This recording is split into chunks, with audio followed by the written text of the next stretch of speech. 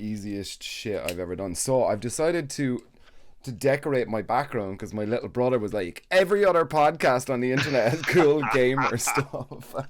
Yeah, this is why I've got a blurred background, because all my camera gear is on the floor. Right. I know you've already hit recording, so this is gonna be the easiest edit for me because I know what I'm saying. Yeah. And I'll just cut out the things that make me look super bad. But yes, having a background looks good. You need some more lights.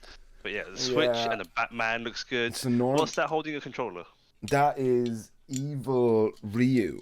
It's Kage. Oh. I got it from EGX one year. Hold up. Look at this. So this is my girlfriend's controller. So it's rose gold. But of course it is. I guess. Why do girls? Sorry, I'm gonna say it. Why do women love rose gold? Damn, I don't understand it. A first cancelable offense. Let's go. I just don't understand the appreciation for rose gold. Yeah, dude. Do you know it's so funny, right? Because like, so she got into Tekken like a while ago. Yeah, like so she wanted to. She had this idea, and I'm sure this is the same for a lot of like girlfriends around, that they have this idea that they're going to get really good and beat the boyfriends, beat the boyfriends. Yeah, like, yeah, sure. So that was her thing, right? But she wanted to not only insult me by beating me, or like not only did she want to like kind of make me smaller by beating me, but she wanted to do it in lore as well. So she picked up Lucky Chloe, right? Oh, okay. Who's the enemy of Eddie. Like, oh, okay, yeah. So she sorry, give me a sec. That's fine. I'm used to this. For those that don't know, welcome to Fuzzy Guards. This is Sam's podcast. I am Drift. I am actually the editor for this podcast. Sam, what are you drinking today? I am drinking a Rioja Reserva from 2017. I said I'd crack out the good stuff for you, sir. The good stuff. The you didn't good say that. That's a lie. Stuff, man. I'm telling you, this has been. I got given this for work I did one time. Oh damn! Yeah. Oh no, that one. I thought you were saving it for a very special occasion. This is a very special occasion. God damn. We're getting the band back together. What about you? Are you drinking this evening, sir? I am not drinking, so I've actually quit drinking. Oh, let's Apologies.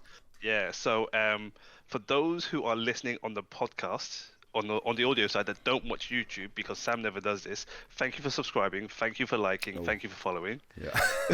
I'll do the bits that Sam never does. I'll stop drinking. If you don't know me, I'm Drift. I am Asian. People that are watching YouTube, you can see I'm Chinese. People that are listening in, I'm just gonna go with now. Like, I'm Asian, I'm Chinese, I get the Asian flush and I get red, but I've also found out that I'm allergic to alcohol. What? That's a thing? Like not serious allergic, but I'll be able to have a drink on a good day, 2 drinks possibly, but after that I am pretty much gonna be conked out, hives, the works. Damn. It's pretty rough. So I'm just on the water today. So cheers, guys. Well, sláinte, hold on. Chin chin. So yeah, I am allergic to alcohol.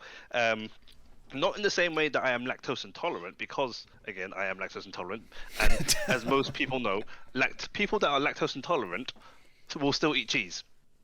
Sure. Yeah. Yeah, that's a fact of life. Cheese is amazing. Cheese is life. You will have pizza, you will have a cheese toasty, but with alcohol, I will have a drink once or twice, with friends at events. But I won't do it on the school night because it's a roll of the dice if I'm gonna get up next morning and feel good or not, and that's not even a hangover. Yeah. So yeah. That does sound terrible. I'm just going to enjoy this absolutely fantastic wine. Do it. Do it for me, Sam. I see that we dressed the same as well today. It was, well, I've got the window open. So let me know if you start hearing dogs howling, because London has a lot of dogs and foxes. But I've got the window open, so I'll put the hoodie on because I am going to be vaping at the same time. Nice. So this is hitting all the right vibes for 18 plus channels. Yeah, it's funny because I think you did say this was my podcast, but you've been involved with it since like the very start, like the conception. Like that initial Discord group that we made with... All I said, because you raised this UFA, right? UFA 2022. That was when I first heard of it. Oh, right, okay.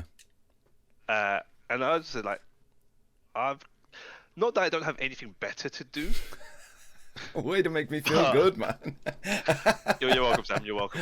It's not even that, but it's to try and broaden my horizons. Because again, for those that don't know me, I am a amateur photographer within the fighting games community.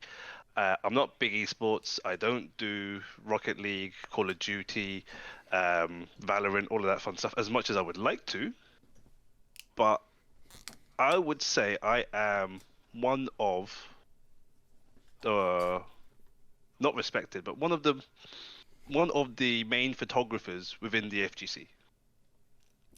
I completely agree. Mainly England and Ireland.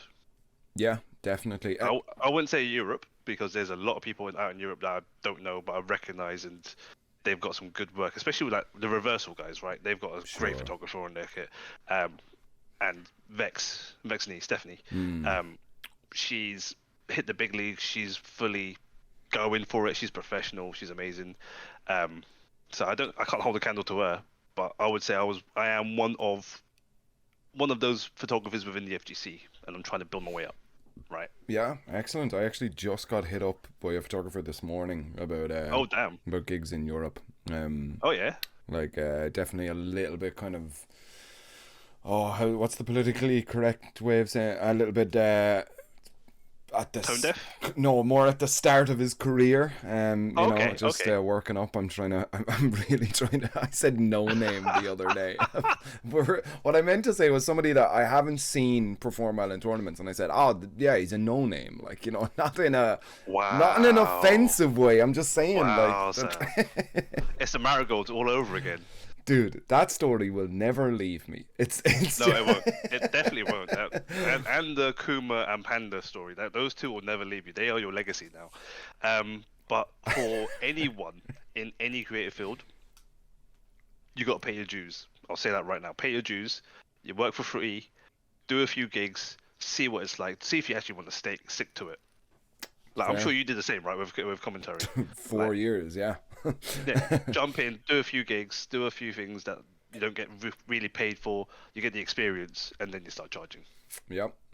I remember, like, I worked it out that each year. So I think it was like that I would maybe make like €50 or something over the course of a year, but we worked it out that every year that I stay in commentary, I make something like 6 or 7 times more than I did the year previous, which is like insane. Amazing. And if it's sustainable, straight to the top, baby. But to the moon, let's go. Yeah, but but like that was maybe 2 or 3 years of literal zero money whatsoever, and then grinding. And then in the third year, you'll get a gig for like €50, or somebody will fly you somewhere or that, and then I totally get what you mean about paying your dues. Like, and there isn't anybody in this industry that doesn't know what that feels like. There's nobody that starts out like getting paid. Like, it's unless you have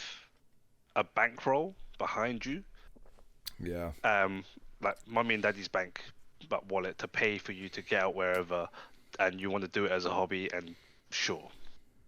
I mean, I think the hobby thing is the best way of doing it. Like what you're saying, yeah. Like if you go into it trying to make money, I don't think you're going to be patient enough to actually where it becomes a point. Like, and I can only speak of commentary, but I assume it's the same with photography, that like you do it because you enjoy doing it, and then 100%.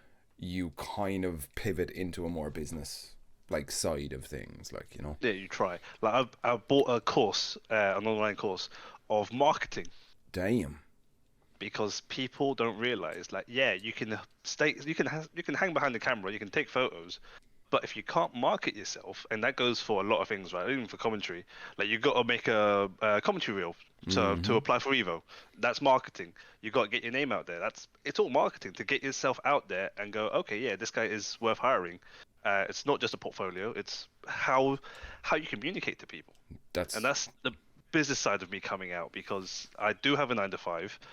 I am a manager, so I manage like 15, 16 people.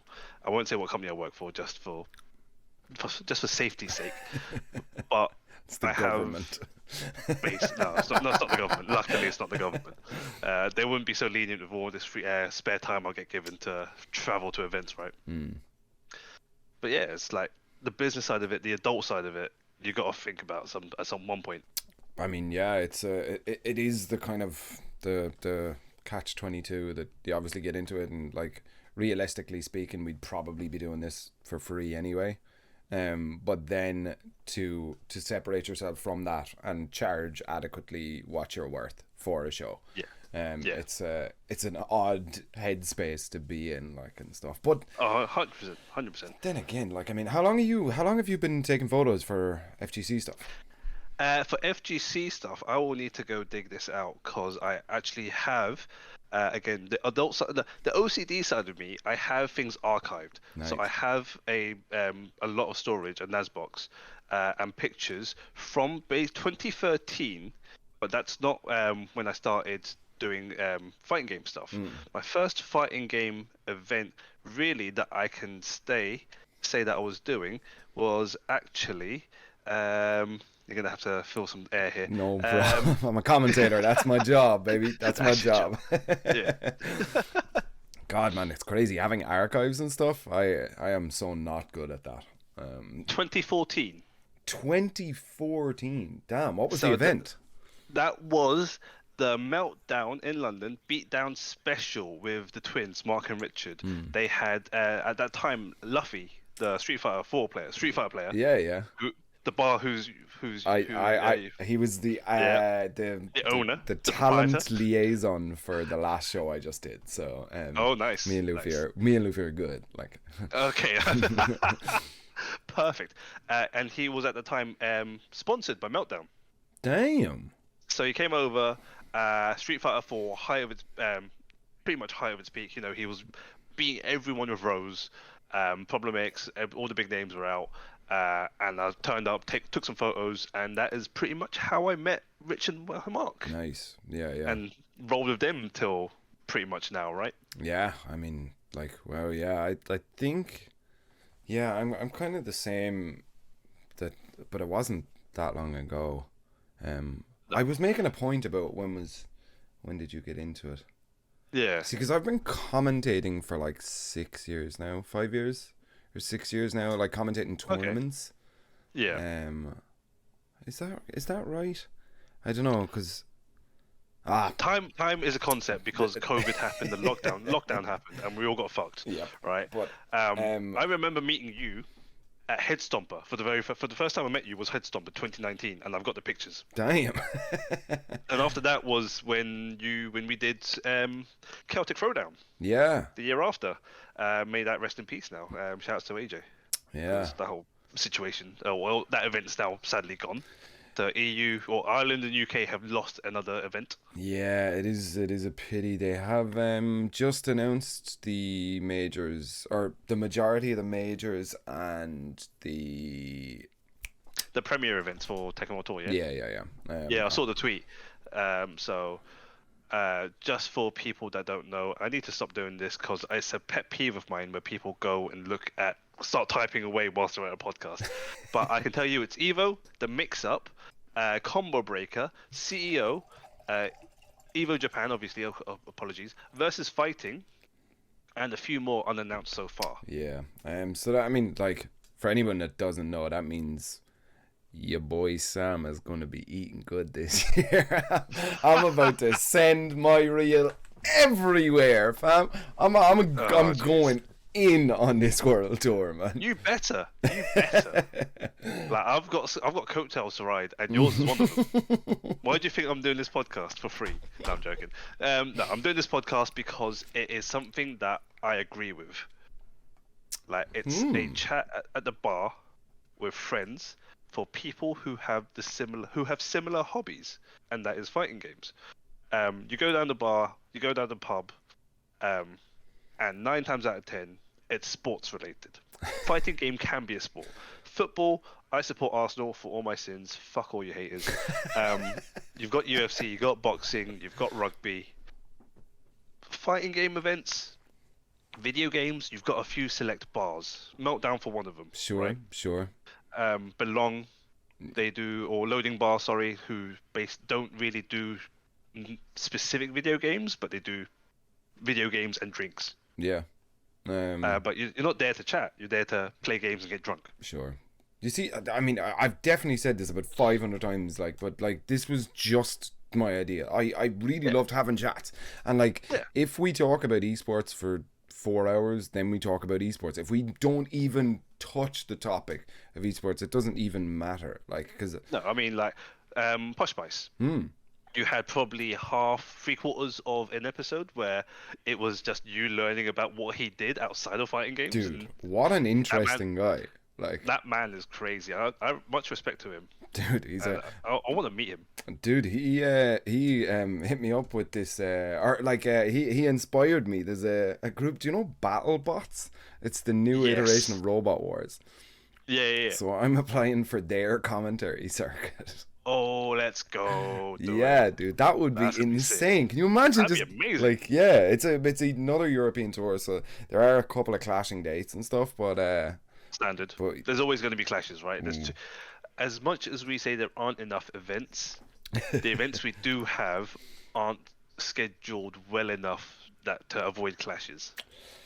Yeah, I mean, there's only a couple of good weekends in the year, like, you know, that aren't taken up by, you know, special occasions and that, and special occasions, holidays. We've got Easter coming up. If you celebrate Easter, Ramadan's happening right now. Oh yeah, what's the Ramadan Mubarak? Mubarak, isn't it? Mubarak. Yeah. To all our Muslim listeners, much love to you guys. Yeah. I don't know anything about Ramadan. Ramadan. But I know that those boys can't drink water, so I mean, shout out to anybody who's doing that. Although the sun has just gone down, so yes, they are now allowed to eat and break their fast. So it is basically, to put it in very simple terms, and apologies if I get this completely wrong. This is where the podcast gets shut down. This is where I get shut down. Like, who is this guy? Get him off. Who the fuck is Drift? No, it is very similar to intermittent fasting. Right, let's go. So the Muslims getting swole. Basically, no, for real. Like, I live in a very big Muslim community here. Sun up to sundown, they are not allowed to break their fast. So no water may pass their lips, no food may pass their lips. Damn. It is very difficult, especially when it's in the summer months. Not just in this country, like England or Ireland, but, you know, if you think of if it's 30 Middle Eastern country, anything that's on the equator, it's cooking. Yeah, I can't even imagine, dude. That's no. That's nuts, man. I go to a gym that's 24 hours. The second, like, sundown, they break their fast. An hour later, they're in the gym and they are all hitting it. It's like, god damn. Yeah? I respect this. I respect every single one of you guys, because we break that fast. You eat, you digest, you hit the gym, and you go into a gym with an empty stomach is the worst at the best of times. Sure. Yeah. Christ. Yeah, I can't imagine. Dude, do you know what? You just tipped on a 24-hour gyms, man. That doesn't happen in Ireland, right? And does it not? No. Like, I mean, I don't even think that there's any in Dublin. Maybe there's like late night ones that close at like 2 or 3. But if you're a bartender, like, you're working till 3, 4 in the morning, but you start at like, easy, 4 or 5 at night, like, so. Yeah, sure. But your evening time is then 5 a.m., 6 a.m., 7 a.m., and then you go to sleep, Yeah, sure. But if there was a 24-hour gym that you could go to after you finished your shift in the bar, there would be way better looking bartenders. I'm saying it, man. Like, because you have so much energy, man. Like, You say that, but are you not tired after bartending? Like, I've never bartended. Like, but if you do, not excluding the weekends, right? Because that's your busy period. That's when everyone's out getting wasted, having a glass of wine. Monday to Friday, a good day, good night. Sorry, you finish at 3 a.m. Yeah. 4 a.m. whatever. Are you not tired? You might be used to the schedule, but on an average night, would you not be tired? You've bartended before, so you can tell me. For years and years. I was a bartender for about a decade. But you see, the thing is, and the way I always explain it to people, like, that when I get into the house, especially girlfriends, like, because it's very difficult for them to understand why I just want to sit and play video games when I finish work at 4 a.m. to 6 or 7 a.m. Like, you know, and then they're getting up for their 9 to 5, and they're like, are you still awake? Right? It's the thing of like, you wouldn't go to bed if you finish work at 5 p.m.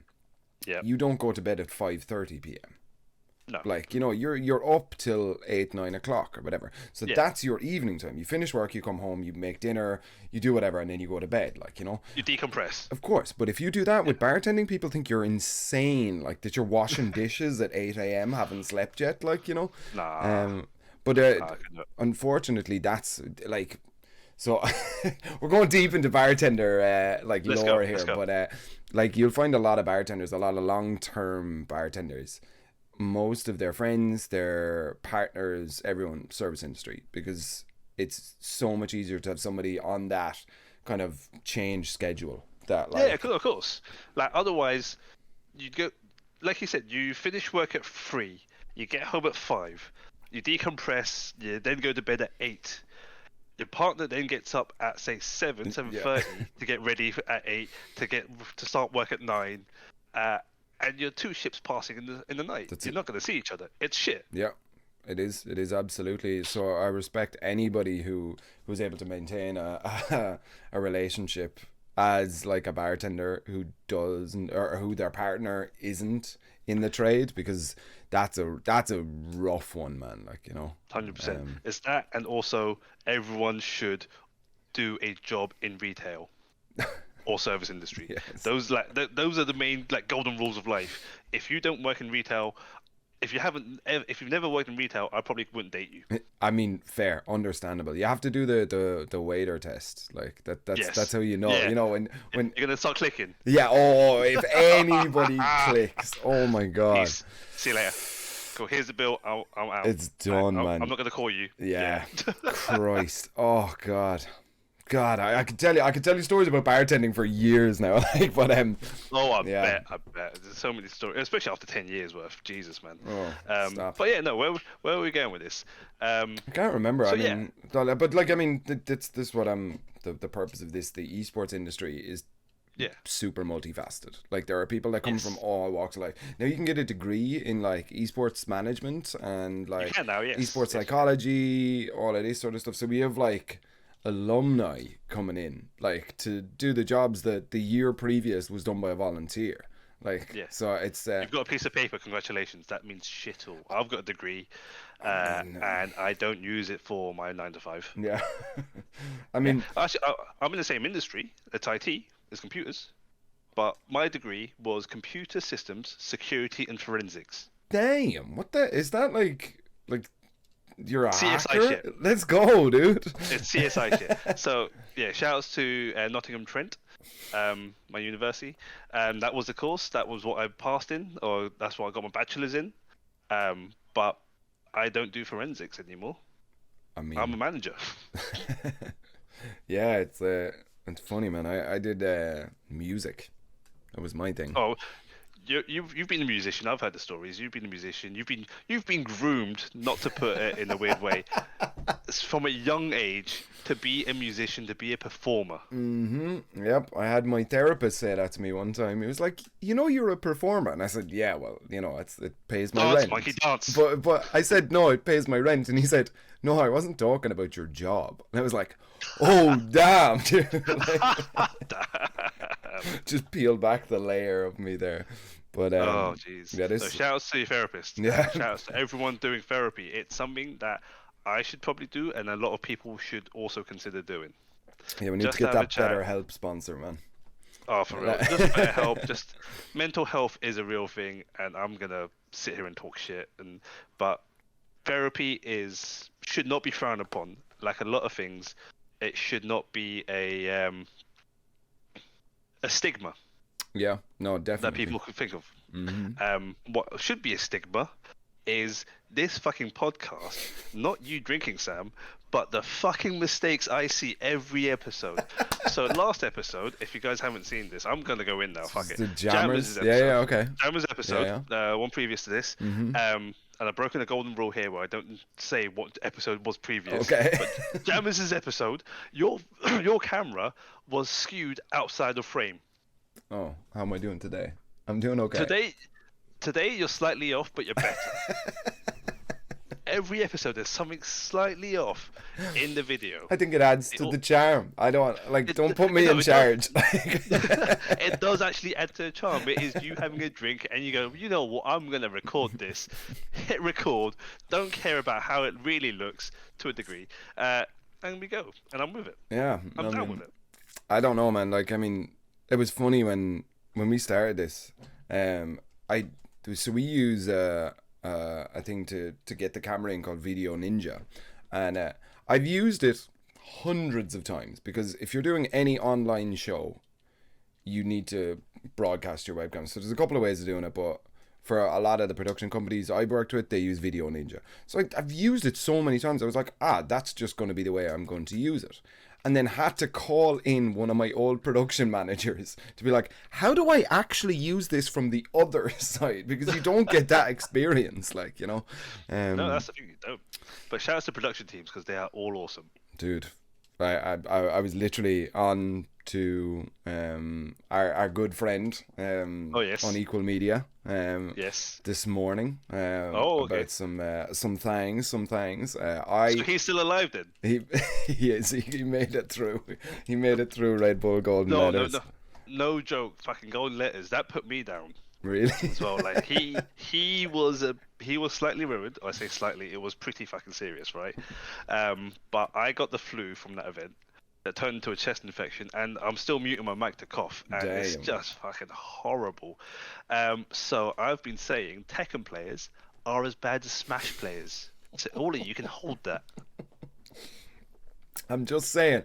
His Twitter is right there. If you want to blow him up, go on him. Not me at the left side of your screen there, guys. We're good. I did not say that. That is drift. Yeah, I mean, I think because there was a lot of people that did get sick after that. Yeah, there were a few cases of COVID apparently. Oh, really? Possibly. I could be talking out my ass on that one, but I do know a lot of people got ill. I know production, not just Unequal Media, but our third-party friend out in the States who flew back, he also got seriously ill. Oh, really? Yeah. Like he was in Hold bed on, for a couple of days. Which one? Production or? Production. Wait. American production? Who was at that? Yeah. I don't remember. So Bifu. I'm just gonna say names. Bifu. Oh, okay. Bifu Yeah. He was down for the count as well. Damn, dude. Yeah. Oh, yeah. It was fucked up, that event. It was a great event, but coming back from it 2 weeks basically in bed, it was worse than COVID, and I've had COVID once, and it was just not good.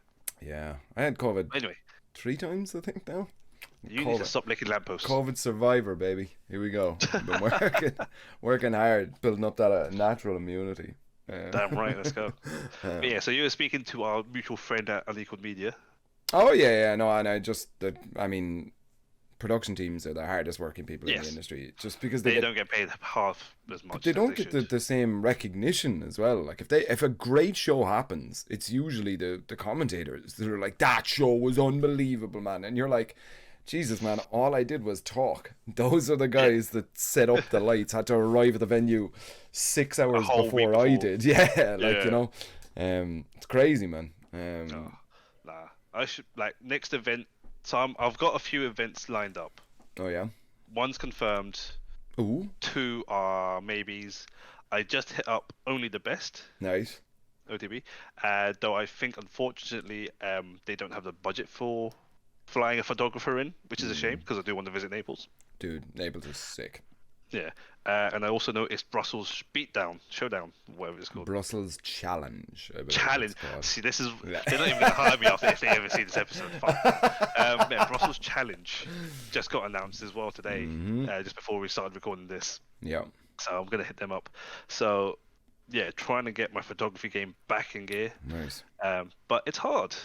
Unlike commentary, where there is I would say a select few of you boys and girls who would sit at desks in front of a camera and spit on the mic, like photographers and some production staff. like you say, get under-recognized, and we have to fight to get even the most basic stuff like flight and accommodations. Yeah. Even before we say like, what's your daily rate of getting paid to work at the event? Yeah, it is crazy, man. Like, I suppose it's probably the sort of, I hate to say it, but the pseudo kind of fame or something that comes with being on a camera. Yeah, no, 100%. It's a lot easier for me to go to an event and be like, you know, hey, I did Evo, but the guy who set up the chairs at Evo isn't about to get the same gig setting up chairs at the next show, like, you know. No. Same with photographers. I mean, obviously, like, is Steph like a phenom? Like that doesn't usually happen. That she almost came out of nowhere. Then you start seeing pictures. No. She is a phenom. Okay. She is amazing, but she paid her dues. Sure. She slept on floors for DreamHack. Damn. She's paid her dues. She's done events for free. She's walked around Evo Show Hall in flip flops. If we ever get her on this show, that's a little bit of a story from her. Damn. And that was before, you know, she was part of the photography team as such for Evo, right? No, she is a phenom, but she paid her dues. She's worked her way up. And much like me earlier talking about marketing, you network. You have to market yourself. You've got to be friendly. You've got to be approachable. You've got to not have a resting bitch face like I do. It's fucking horrible. But you got to be a nice guy. You got to be a nice person, so that people want to work with you again. Yeah. And I think I've just got to steal your tech and start buying booze to give to production teams. Dude, I'm telling you, man. And event organizers go, hey, here you go. Remember me for next year. But you see, you gotta. I don't know, man. I credit a lot of shit that I do to my accent. Do you know? Just because it's so much easier to think the Irish guy that bought me whiskey, nice guy. Like, you know, like. The accent does help because because you are on the mic. You are a different voice. You're not just a British, American, Canadian, whatever English speaking language accent that is out there. The Irish accent, much like Scottish and British accents, is different, and it's easy to understand because it's not too thick. Yeah. Once again, that was we were taught like correct pronunciation. Well, you were being groomed as your as I was child. Being groomed, yeah. Do you know what it feels like? Do you know those South Korean like pop music schools, like, you know, where they just grab kids into like dance and sing and stuff? Yeah, let's go dance. Yeah, I had the Irish equivalent of that, which was where they just threw me into like stage school when I was a child, and then they were like, learn to play guitar, learn to sing, like. But I remember my mom, she didn't like, so where we grew up is, when I was very, very small, was Dublin, and we moved out to the country then, but the Dublin accent is the Conor McGregor one, like, that everyone knows. Oh my god, no, seriously, like, you know, which it's not as nice as the sort of Midlands Irish accent. It sounds a little bit more harsh. So my mom, we were in school, and she gave out to me, I remember this, that I used to put a second syllable in the word school. I used to say school. And that's like a indicator of the inner city Dublin accent, like, you know. Yes. And so she was like, all right, now we say, she had a poem that we used to have to recite, I'm not joking, yeah, about how to enunciate our vowels. Groomed. Now that you say it, now that I'm telling stories about you, I think I was groomed. She did it for the benefit of adult you. Now, let's be honest, it's like, we could all speak the Queen's English, we could all try and be TV presenters and like display the weather in the news. Shout outs to the weather people. You said shout outs to everyone you're talking. Everyone. Dude, you should shit on someone. Fuck. Hey, I hate every weatherman. I'm saying it now. You? Yeah. Why? Fuck those guys, man. Why? What have they done to you? I don't know. I'm trying to think of something, man. Yeah, see, I'll put you on the spot. You can't do it. It's very easy to say you hate something, but when someone asks you why do you hate them, it's sometimes very hard to work out why you hate them. You're right. You sound like the opposite of Twitter, though. I'll be honest. Like, you know. I try to be the opposite of Twitter because Twitter is a hellscape. As useful as it is, as shit as it has become, because fuck you, Elon Musk. Damn. He has ruined that platform. More so than every normal Twitter user out there, because there is a lot of hate. Yeah, you have to try and be positive and be nice, because there is not enough of that in the world. Fucking A. I actually do completely agree with you. I think it's very, very easy to kind of fall into that shit. Like, yeah, despite my appearances, I do have. If you ever see me at an event, if I'm not got a camera in front of my face, I have a very bad resting bitch face. Like, I seem unapproachable. It's gotten better over the years as as I got on older and my muscles loosen up, so I'm not always frowning. It's just there. Yeah. I think everybody in the Twins, like, kind of core team tend to look very standoffish and then act super helpful and wholesome and stuff. Like, dude, when I met Ajax first. Oh, I was gonna say Ajax. Were you about to? Okay. So people listening, people who watch, people who are listening to this podcast, basically, Retro Ajax on Twitter is one of the nicest guys and most motivational people you can follow on Twitter. Every Monday, every day even, he will post something motivational and somewhat inspirational in the morning. So if you don't want to interact with him, just follow him for that. But despite his Twitter appearances, if you ever met him at an event or even down a dark alley on a Saturday night, you would turn around and run the other way, because he is a huge guy. He is built like a brick shithouse. Yep. He is massive. He hits the gym hard, and it shows. So if you ever see him, he looks like a scary man. Absolutely. But then as soon as you say, "Hey, Ajax, how are you getting on?" He's like, "What's going on?" Everywhere. Yeah. Fucking gives you a bear hug. Yeah, possibly suplex you, but that depends on who you are. But no, he is one of the nicest guys. So yeah, appearances are deceiving. Yeah. But doesn't help ourselves that we don't smile a lot more. Normally because we're under a lot of stress and pressure of trying to make sure the event's running well. You see, that's the thing of people only meet event people at events. If you're not in the event production sphere, the only time you see him is when they're working. So, yeah. Like, you know, if you, like, you know, like Ajax, the only time you're going to meet him at an event is when he's working or like he's watching part of the event or something. Like, you know, he's very rarely off the clock. Like, I'm just thinking about EGX. I had great chats with Ajax before the show started and after the show ended, rather than like mid-show, you know? Oh yeah, no. Mid-show, you're on the clock, and Jam has put it well. You do this as a business. Like, you do this as a professional, not as a business, but as a professional. You are on the clock, you are paid to work, and you're going to be working. If you can manage to have a chat, have a tea break in between, during a break, awesome.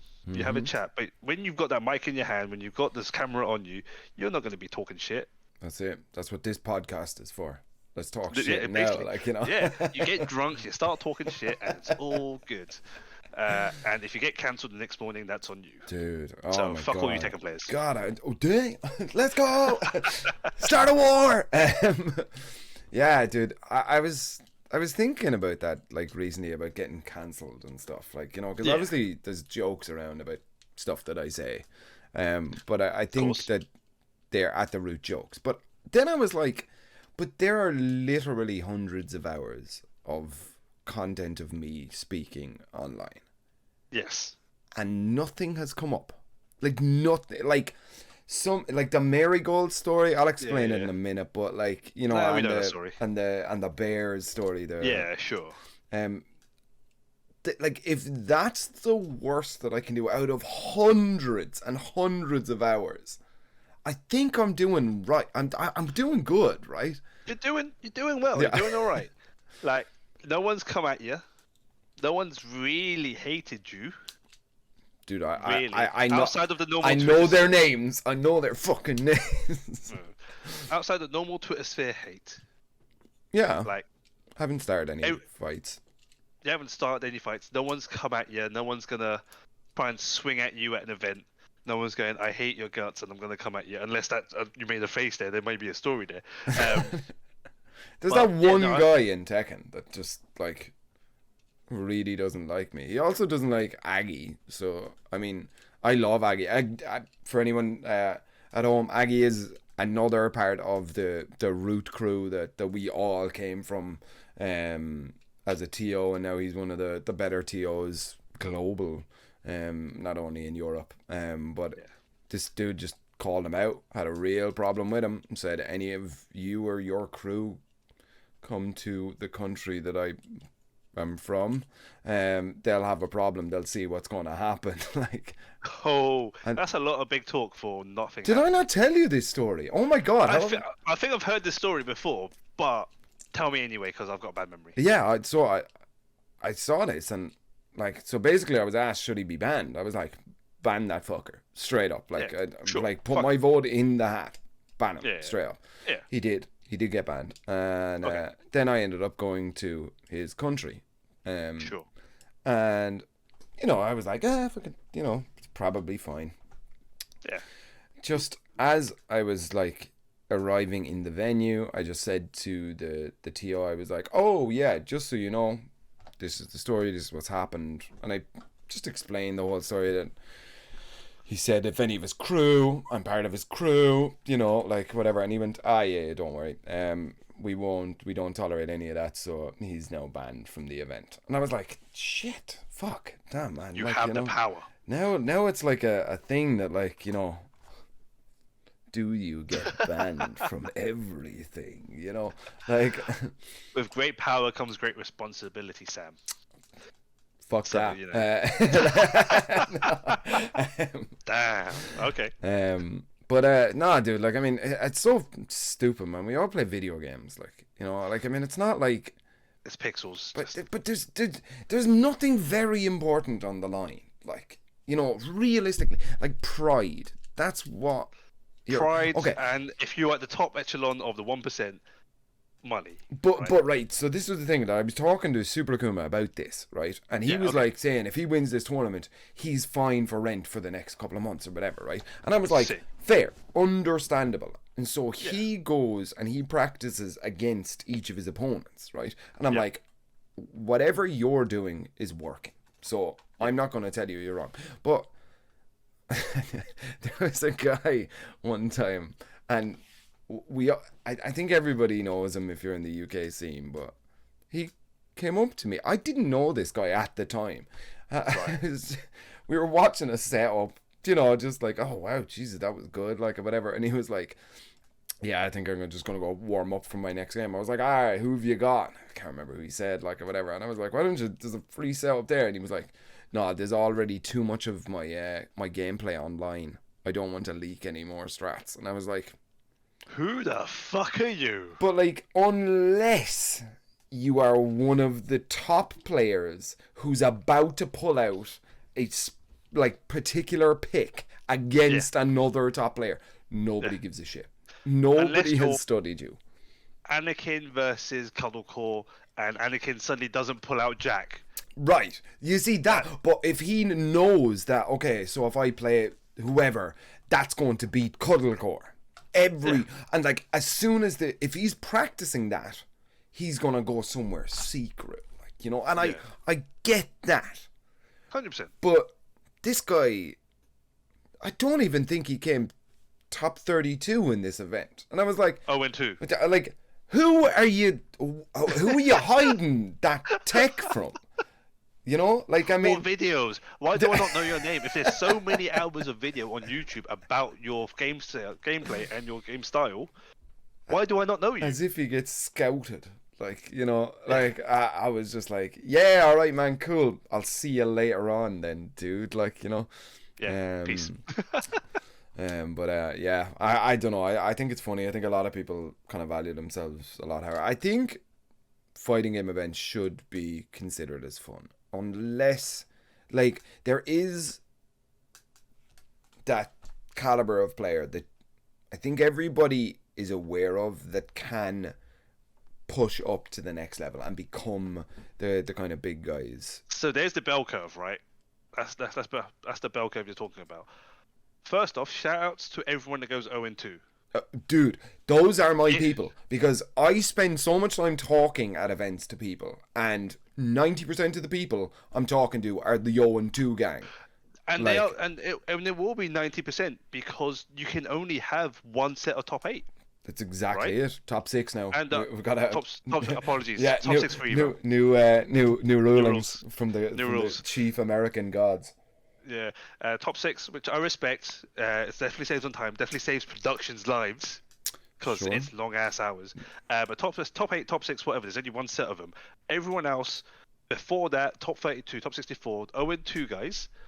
You guys are propping up the scene because you guys pay for event entry, you pay for the game entry, and you go 0-2. You don't expect to get any money back. You are paying to play for fun.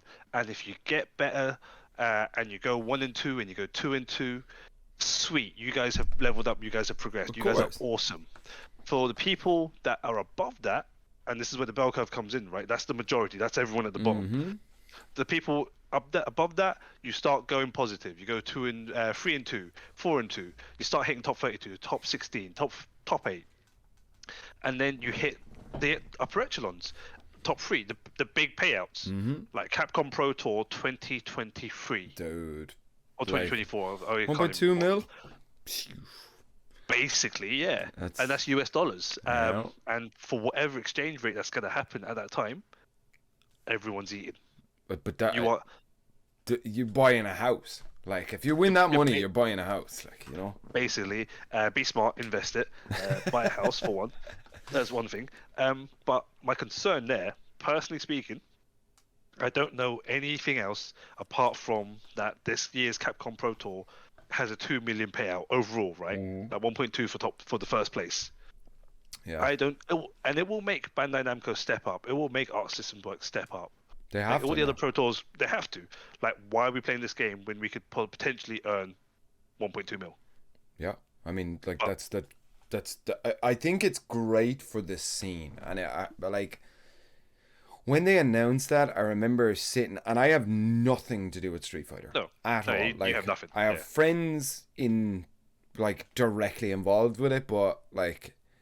For me personally, that was huge because that just means that, and I mean, Street Fighter and Tekken are brothers in this industry. Like one gets the leg up, then the other one puts this. Like I mean, for Tekken 7 and Street Fighter 5, 7 was kind of, but now Street Fighter 6 are kind of showing, all right, we're here to play now. Like so it's now Bandai Namco's turn to step up here, like exactly.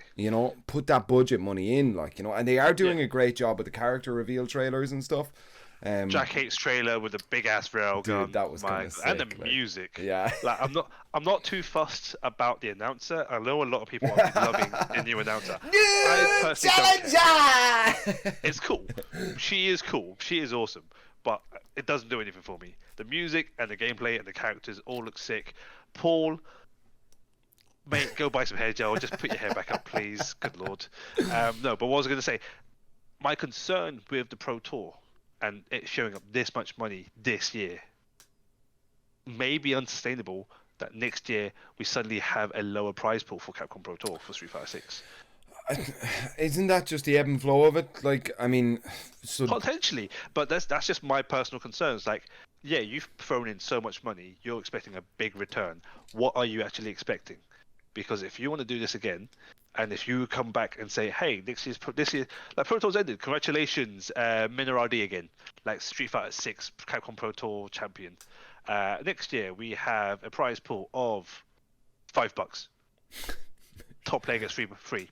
Perfect. Sick. Sure. I mean, like, realistically speaking, the way Capcom are operating, I think they understand that the revenue stream that was coming in from the arcades doesn't exist anymore. Where that has been taken up is console, like Street Fighter, Monster Hunter. Like, yeah, okay. So, but like Monster Hunter, Resident Evil, these are paying the bills. These are the kind of bread 100%. And butter of 100%. Capcom.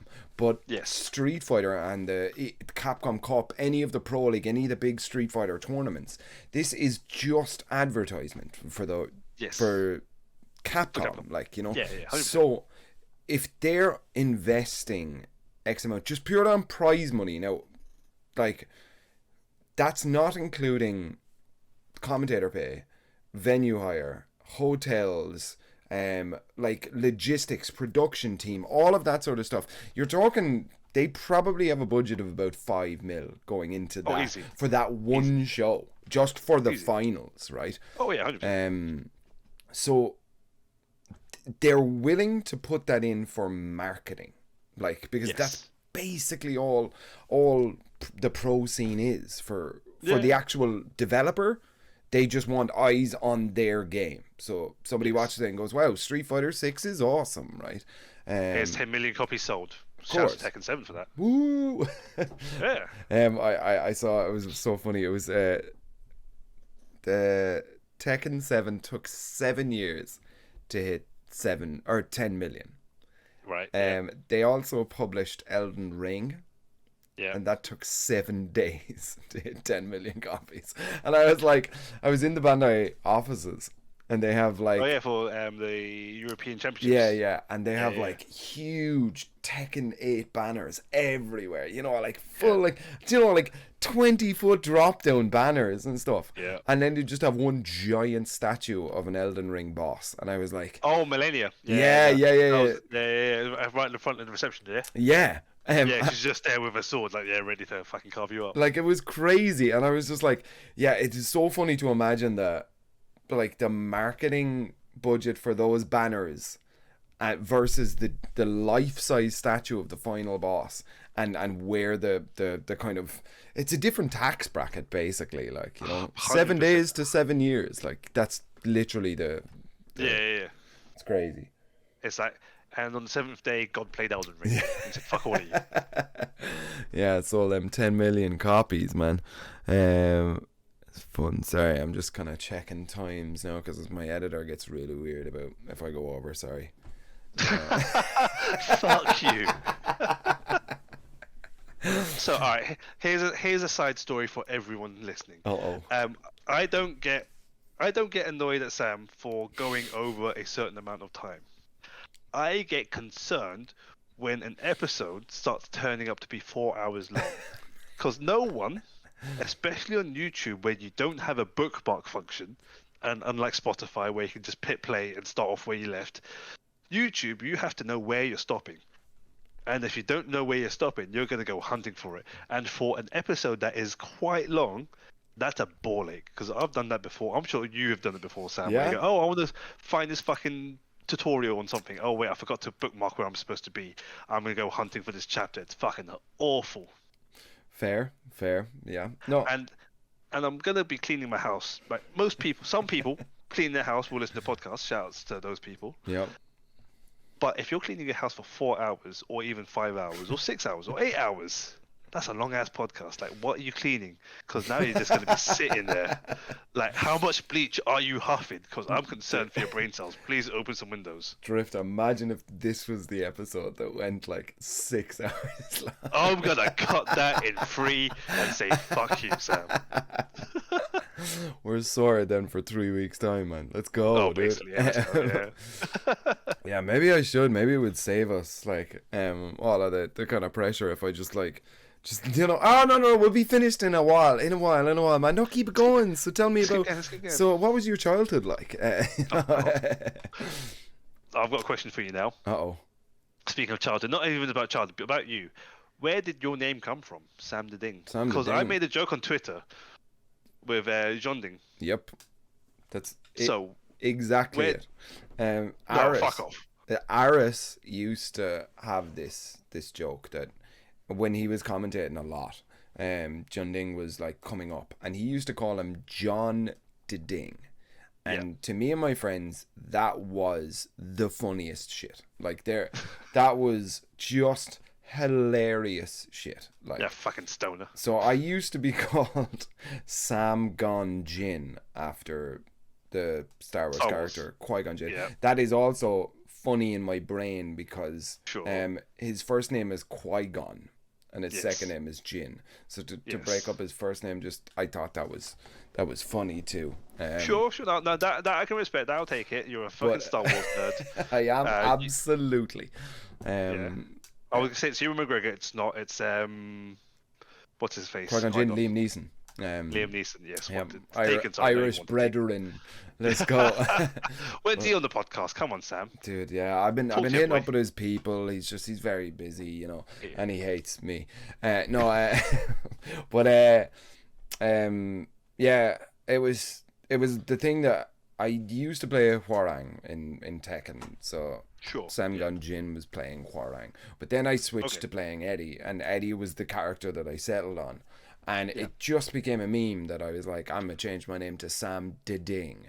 And it used to get a chuckle out of my friends. But you see, this is the thing of like, people don't ever, like, you don't think about your video game name in terms of like, that's now going to be on a poster.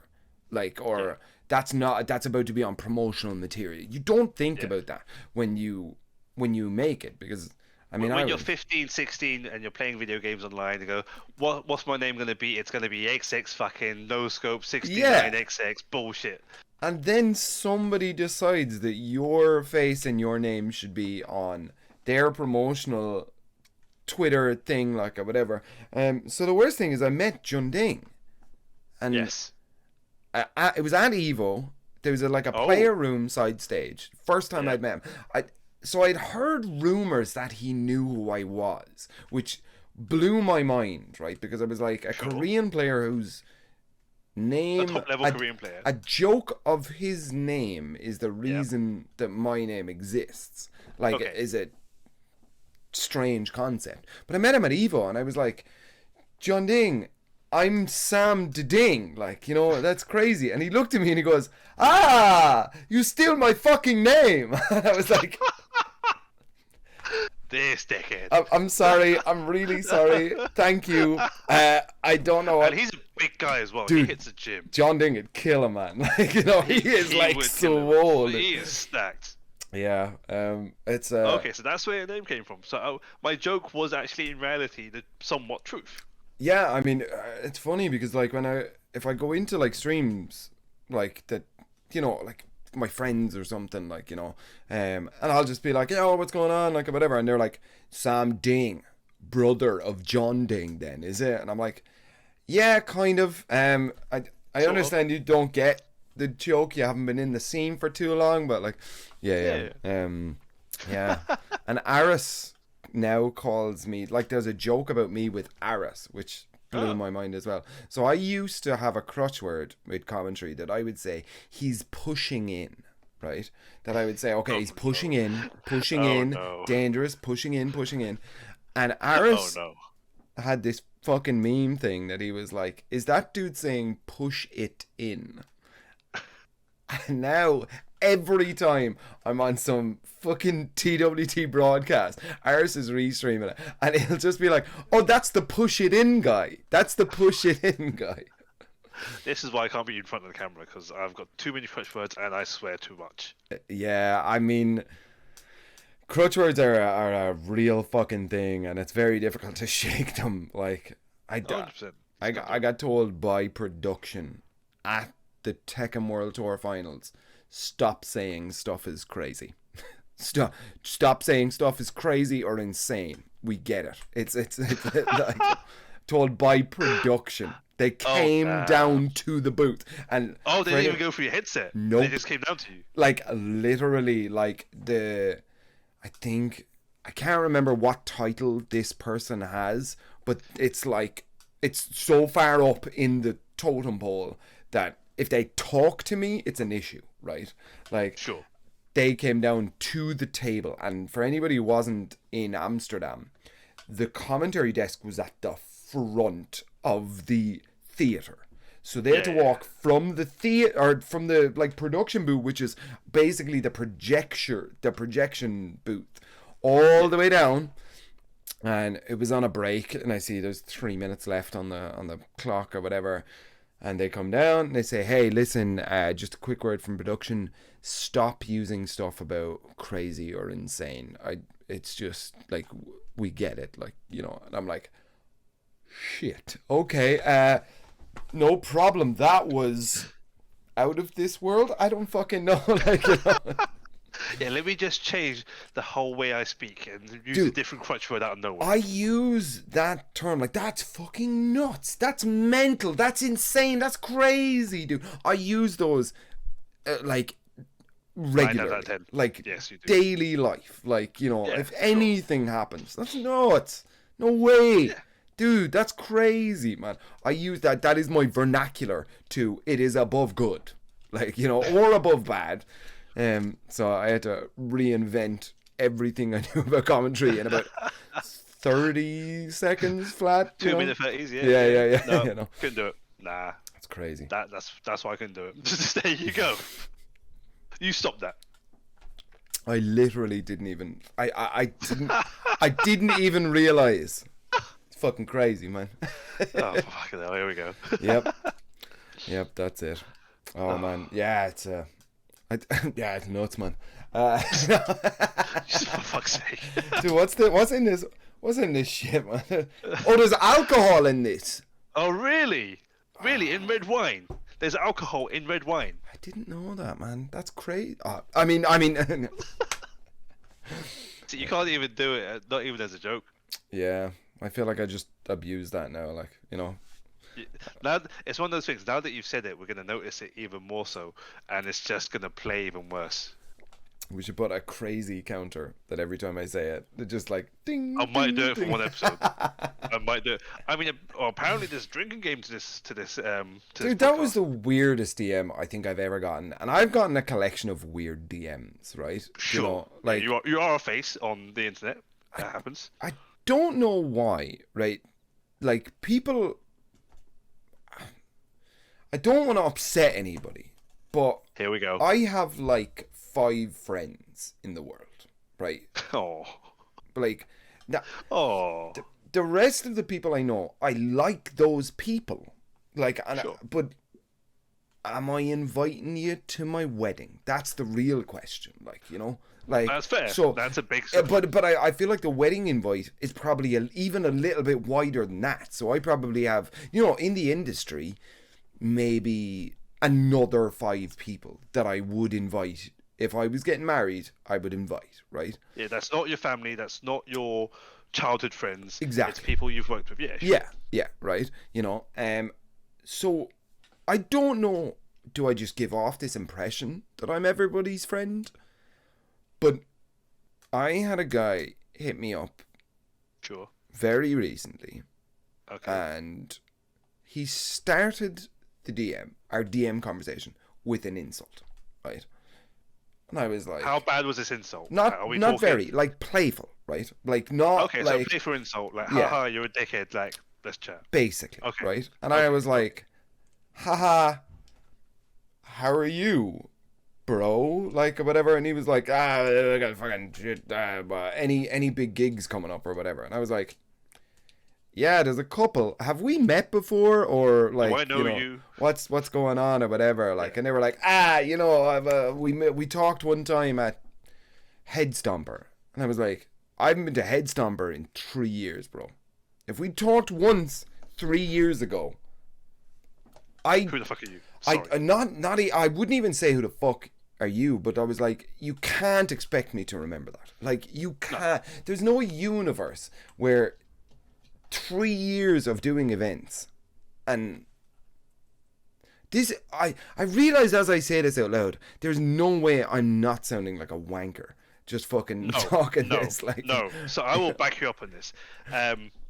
If I speak to someone and I speak to them once at any event, private, public, fucking fighting games, at work, professional, whatever, I speak to them once. At best, I may remember your name. Sure. At worst, I will go sorry. Like, I'm sure we probably have spoken, but I don't remember who you are. but to come in swinging and go, "Hey, dickhead," but this was the super friendly thing that I was just like, my buddies can get away with talking mad shit, That's people you've spoken to daily for most of your life, if not exactly. all of it, right? If you messaged me in the morning and was like, "Hey, dickhead, get up, you've got some shit to do," I'd be like, "Damn, bro, I'll see you in a minute." And to be fair, I do that. Dude, I have never messaged anybody on the internet more than I've messaged you ever. Bullshit. Ladies and gentlemen, I call bullshit. Who else on the internet would I possibly message? Right? So, your girlfriend? Oh no, but we talk. She lives here. We live in the same place. But she goes to work. You sit at home and get drunk. I mean, dude, it's the best job in the world, dude. Are you fucking serious? But fair play. Okay. No, I mean, in the last since how long has Fuzzy Guard been going? 10 weeks ish. What? I feel like it's been 2 years. No, surely. If it's been 2 years, I've been slacking a lot. Good lord. God, man, yeah, 2.5 months. Jesus, that's crazy. Yeah. But oh no, shit, I did it. I'm gonna have a crazy counter soon. Fuck it. Fuck. But shit, I can't even remember my point. What was I talking about? Girlfriend. Girlfriend, Fuzzy Guard, 10 weeks. You messaged me more than anyone else. Yeah, 100%. In the last 10 weeks, I haven't spoken to anybody more than I've spoken to you. I feel weird about do I feel weird about that? I feel like I'm a clingy fan. I'm not... No, well, to be fair, I did start off this episode with saying I've got coattails to ride on, and yours is one of them.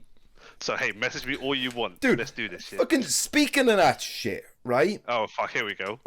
Do I need to get off now? C4 fucking right, okay, here we go. Keeps hitting me up about how fucking Hollywood I am and how fucking the big fucking fucking esports Hollywood guy. He has twice the followers on Twitter. I only looked at it this morning. Oh, you go for clout chasing now, then, are you? No, he's so much more Hollywood than I am. He is 100% more Hollywood. Have you seen his backdrop, dude? Yeah. He's got that shit. He's got that shit on lock. He is a Marvel nerd. He is a great guy, good friend. But anytime he talks about anyone else, I will go, have you looked at yourself though, C4? You can't say Sam was Hollywood when you know all these guys and are doing the exact same thing with better numbers. I'm calling it now, and Drift, you can clip this.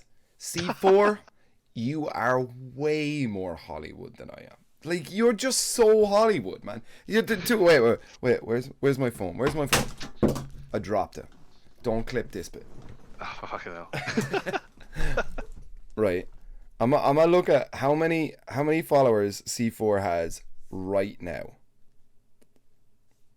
Which one? Because he's got 2 accounts. No fucking way. Are you serious? He's got 2 accounts. He's got 2 accounts, which I accidentally tagged the wrong one in the very first episode, which has now changed. Dude, his cover photo is him wearing sunglasses inside. Yeah, and that is a picture at UFA. So C4 right now has 2,050 followers. Jesus, I'm fucking up here. What the fuck, dude? Why do I only have... How many do you have, Sam, today? I don't want to say. Oh, I'm gonna blast you then. Fuck you. I'm 956. How the fuck can I be Hollywood? Huh? Why am I getting slagged for being Hollywood, man? Because you need to network more, branch out. C4 told me he can't network. Which is bullshit. C4, bless his heart, has been in this game slightly longer than you have, but he has diversified his bonds. And if you know that Wu-Tang skit, diversify your bonds. Man, I can't wait for C4 Part 2. I need a proper Part 2. Oh, yeah, Jesus. because he was looking at. Oh, was it the Jammers episode? I think he was looking at on his stream, but he was talking about how Globku was in the chat and he was shit talking his fuzzy guard. And he was like, nah, I was the first episode, so I was the guinea pig. And he said he approached that like an interview. So he didn't really go ham on it.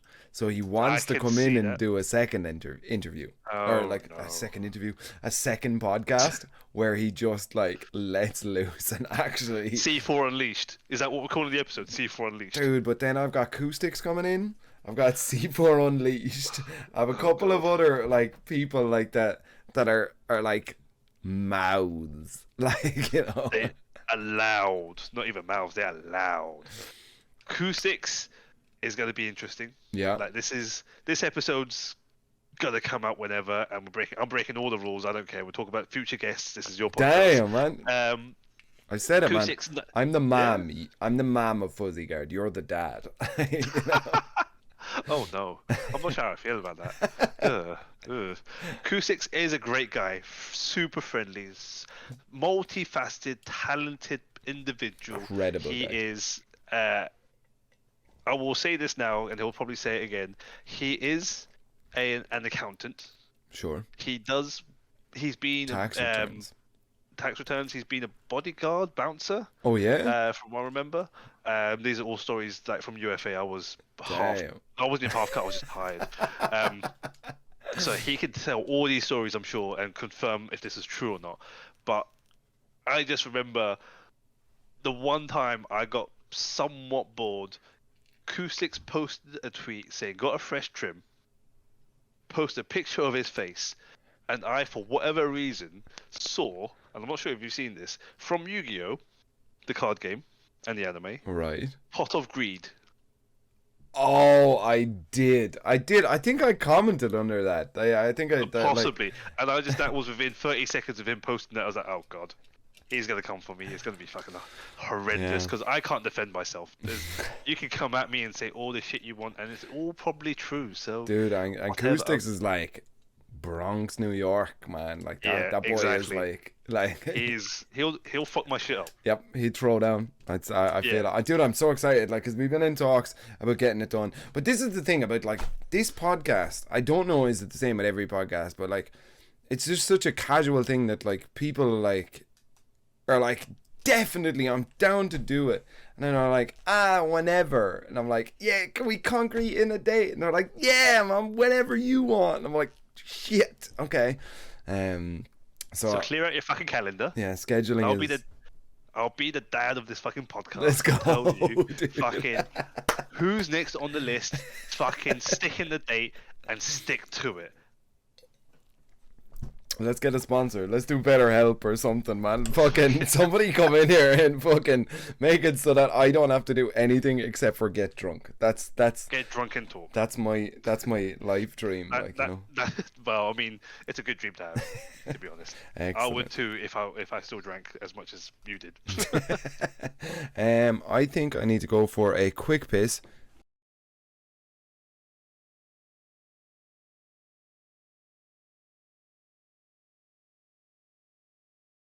At some point, you don't say it anywhere in the episode, dude. But carry on. Let's go for your story. No, dude. I that just reminded me of the thing when I was recording the intro to Spud's one.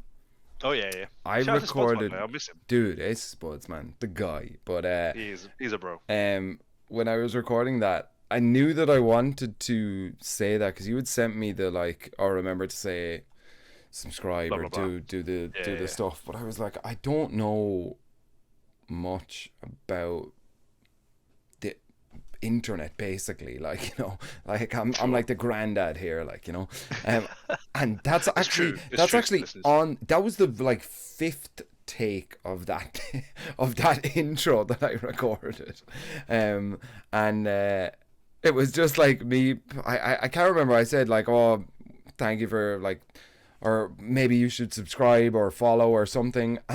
In the actual episode, it says like, I'm not really good at this internet stuff. Like, it's true, you did say that. I'm very, very bad at this sort of stuff. But as I said, my motivation for this is to chat to people. So Yes. that's So maybe I've been thinking maybe I should just add in a little audio bit at the start or in the middle or somewhere in this episode and go, hey, this is the voice of the editor. Thank you for subscribing. Please remember to subscribe, like, and fucking rate us. Yeah, fucking rate us. Do it, man. Do it. 1 out of 10. Fuck it. Hate us. It's fine. Anyway, the story you were about to tell us. Don't tell the listeners. Oh yeah, so there is a secret episode that probably will never get released. It was pulled down for a lot of different reasons. We had a difficult, I think it was about a week where we were kind of deciding whether it's okay and stuff. Like there was a lot of really kind of it was kind of issues that we were talking about. Now, I'm not saying we as in me and you, but like me and the guest were talking about that just we didn't know enough about to have an opinion about. And there were opinions kind of shared that aren't... I'm going to stop you there. Okay. You were not well informed enough to have an opinion is false. You can always have an opinion. Fair. Okay. The point is that it was not an informed opinion. That's true. That's true. That's the point I want you to that we should make on this hidden episode, which is still on my hard drive, which is still in the space. Oh no. So if I ever decide to cut this up and throw it out into the wild, we can do. However, this episode didn't get released. I'm just going to steal this story because this is what I do apparently. Steal it away, bro. You definitely you're sober and you know more about this shit than I do. Not sure. Do I know more about this shit than you do? I'm not sure. Topics were brought up where basically, like I said, informed opinions could not have come to fruition. And as I said to you, Sam, the whole point, not the whole point, but the conversation and topics that were brought up in that conversation were topics where cis white male men would have cis white men would have very little input because you haven't experienced it. I was about to say much like racism. Oof. But so this is the episode that's never getting out. Basically, I'm just cutting myself out here, and Google suddenly decided to trigger on the word racism. Great. I'm not even joking. It just suddenly lit up. No, racism. I say I've got a fun story. Racism is never a fun story. However, I find this amusing because I was so shocked at this. And I'm gonna segue into this racist story. So back when the pandemic first started, back before the pandemic started, sorry. So the pandemic started, lockdown hadn't begun yet. So people were still out and about. Masks weren't really being worn around in England. Me and my girlfriend, we got on the bus in London. So not really central London, close to where I am right now. Slightly suburbia, but enough. And as I mentioned earlier, it's a bit of a large Muslim community. I got on the bus. She got on the bus. She sat next to me. And for everyone that doesn't know, because I keep my life very private, my girlfriend is white. Let's go. I am Chinese, so Asian looking.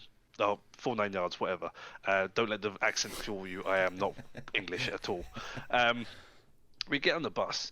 Pandemic's just started. I'm not wearing a mask. I'm not coughing. She's not coughing. It's all perfectly fine. But a woman and her child got on. The child, probably about 5-6 years old. Naive to the world, perfectly fine, sweet and innocent. You know, they're at that age where they don't watch the news. They don't understand the horrors that we do now. Sure. Okay. She comes up, and on the bus, it's the 4-seaters at the back. So you got 2 seats there, 2 seats facing you. Yeah. She sits opposite me. Okay. The woman comes on, taps her Oyster card, so she pays the bus fare. Like walks up the aisle of the bus, sees where her child is, her daughter, sitting directly opposite me, smiling, laughing, giggling, kicking, like playing around, whatever. Looks at me, looks around for a spare seat, finds a single seat. No way. Leaves her daughter. And no, she didn't leave her daughter. Oh, okay. She sat down and called her daughter to her so that she could sit on her lap, so that she wouldn't sit near me. Damn. I laughed in shock, basically. Of course. Like, did this actually happen? Like, I've experienced racism. I've experienced being called names. I've heard people tell me that they'll get me deported. Shouts to retail workers. That is one of the best funnest times ever. Shouts to people complaining to head office because of people shouting out my surname in a public space. Damn. And shit like that. That was, yeah, whatever. This as a post-university adult, working adult, experiencing that, I was like, the actual fuck. Yeah. Like, I may look like a little bit of a fuck. I had a haircut. I was basically like one all over, basically buzz cut, looking like I just came out of prison, possibly. And that may have set her off. But at the same time, I'm not here to stab anyone up. I know it's London, but of course, man. I'm sitting next to a white woman who doesn't feel threatened by me of course, sitting there. Of course. But I mean, like, so this is always the weirdest thing about racism, that it's not grounded in logic. Like, no, never, like never. There's not a situation where you think like hard about the issue that you've got.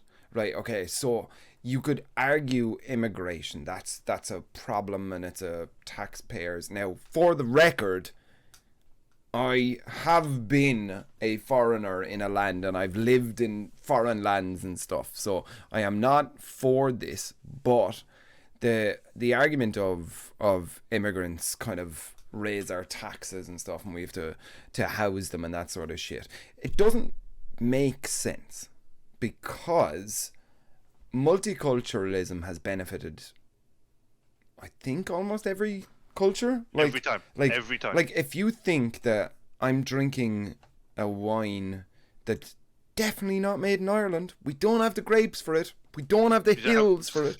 I can drink, like, if Ireland was just exclusively for the Irish, I would be drinking. What would you have? Exactly, right. I would have Guinness, Jameson, potatoes and beef. That is a boring life, right? I love a doner kebab. I love me some weird American pale ale that just came in fresh off the boat. It's still warm. Like, I'm gonna throw this one out there for you as well. Who doesn't like a spice bag? Alright, so people that don't know what a spice bag is, I got introduced to this last year, Celtic Throwdown, the year before. By our mutual friend Infinex, who is a great person, great guy. If you ever meet him, say hi to him, buy him a drink. I don't believe he drinks alcohol, but buy him a drink anyway, regardless. Buy him whatever he wants. Yeah. We were setting up for Celtic Throwdown. Mm-hmm.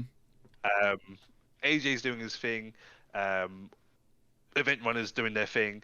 Infinex comes through and goes, "Oh, boys, you guys haven't eaten yet." Like, no, I'm starving. Like, I'm not paying hotel prices for food because the event base that Celtic Throwdown is at is lovely, but it's a nice pricey. Hotel. Yeah, bit expensive. That's kind of Dublin. Like, yeah.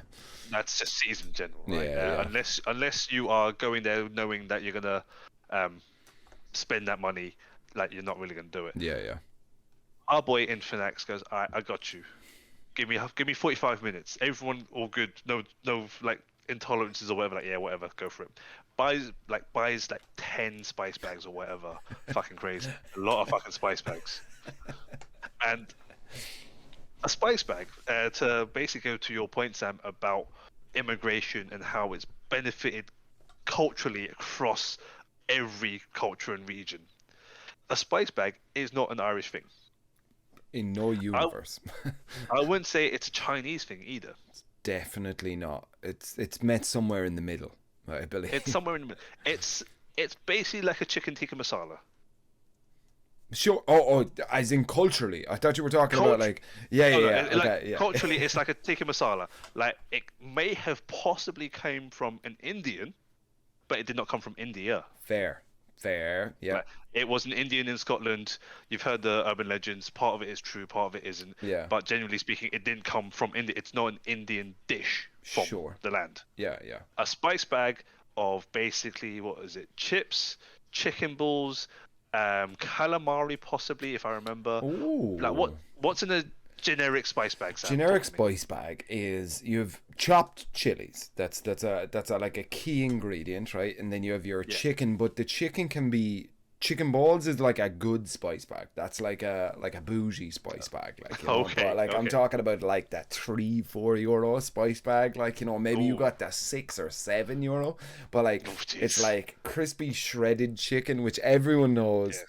It's the worst part of a chicken. Like, I don't. Really? Yeah, true. You can't even ask what part of a chicken it is because, like, you know, if they have to having worked in the that chippy, breast. I know what part of it is. But then, like, it can have like onions, spring beans. Like, basically, then after that, you're talking whatever was left over from the real dishes that they cooked. But then it has the spice bag mix, which is salt.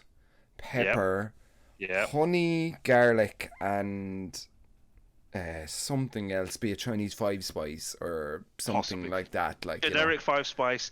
I can't forget the MSG. Of course, you have to, man. Did you know that Pringles is like 20% MSG? So I've got a good Netflix show for you to watch. Right. It's called Ugly Delicious.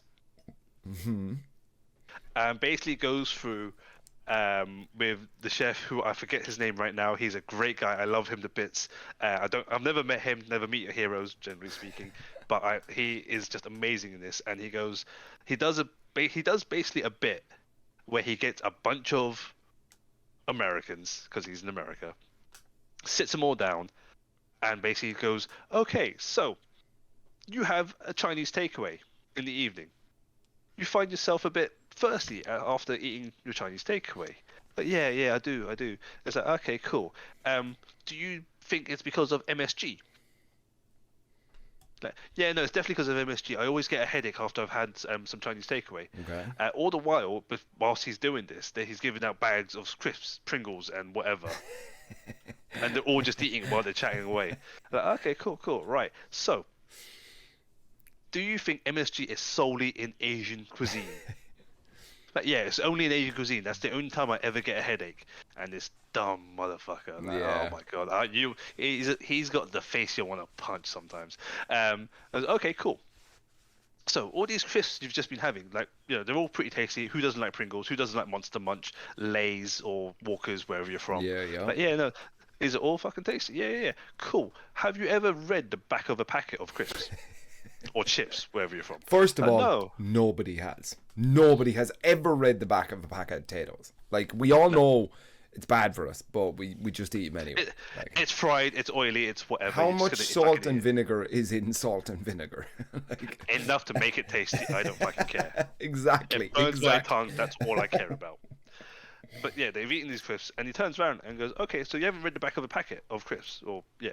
No, I haven't. Cool. Everything you've just eaten, a packet of crisps contains more MSG than your Chinese takeaway that you had last night. Damn. And that just shut him up. That's it, MSG, man. Like...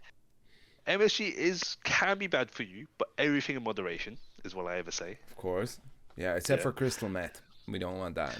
No drugs. No hard drugs. But yeah, I think that's the thing of, like, it's not an exclusively Chinese thing. No.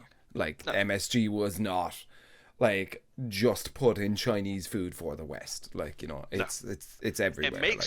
It makes good food great and bad food good. Bad food good. It's a flavor enhancer. So, I mean, that's 100%. like salt, but like sea salt and the same. Like, it makes your food taste more like your food. Like, you know. Yeah. But I think it's that bad Chinese, like, takeaway idea of what people have, you know, sweet and sour chicken. Like, you know, it's like greasy, it's lemon, it's neon orange. Exactly. I mean, to be fair, neon orange is never a good look for most foods or drinks.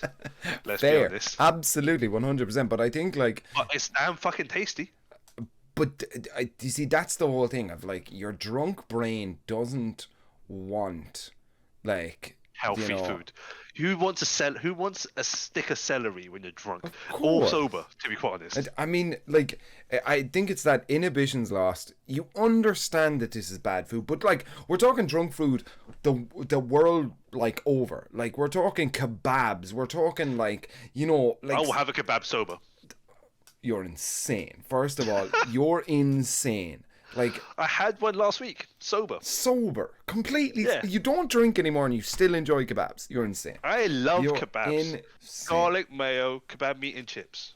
You can't go wrong. Bit of salad if I'm feeling a bit want to be healthy. Dude, so but I will have a kebab. I arrived. I was doing a show in Berlin, and they put me up in a fucking nice hotel, like city center Berlin, right? And I'm sitting there, like, you know, hopping in my jacuzzi bath and stuff, like, or whatever. And I was like, oh, I'm really hungry. I'd flown in at 5 or 6 o'clock. Sure. And so I was going to get dinner there. I was just getting delivered, right? And like everybody on Twitter says, get a doner kebab. You're in Berlin, get a doner kebab, like whatever.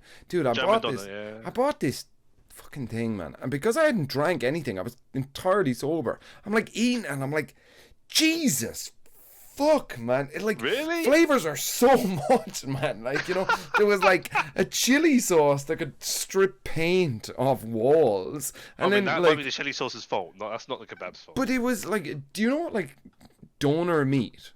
Yes. The technique of cooking it is called sweating. Yes. So it's sweated lamb meat. Yes. That's what you're eating. Like, what's the problem? I mean, in no universe do I want to put sweat in my mouth. In any situation. You know? Like, right? I'm gonna refrain from what I was thinking and gonna say, but season the meat, bro. Season the. All right, so doner kebabs is basically sweated lamb meat. Sure. Yeah. It is on a spit. Yeah. That is placed vertically and spun around a fire. Okay. Basically, a heat source. Yeah, I've been there drunk many a time. Yeah. What difference does it make if you have lamb or whatever meat you want on a spit placed horizontally over a barbecue fire? Do you know what? I never thought about it like that. Do you know what? When there's a full pig spit, I feel like I'm in a posh restaurant. You know, when you're having when you're having wild boar at a fucking wedding and they break out the spit, and you've got the wild boar spinning around. What difference is that compared to a kebab? Aside from the quality of meat, because to be fair, doner kebabs, that meat can be questionable. Dusty lamb, dude. Like, you know. Yeah, no, I mean, like, so I lived in Berlin for a long time, like 2 years. Like, you know, for me, that's a long time. Like, but so I had like where kebabs were invented. I'm pretty sure the döner, like, which is like, like it was the Turkish people in Berlin had made this dish. Kebab im Brot, they call it.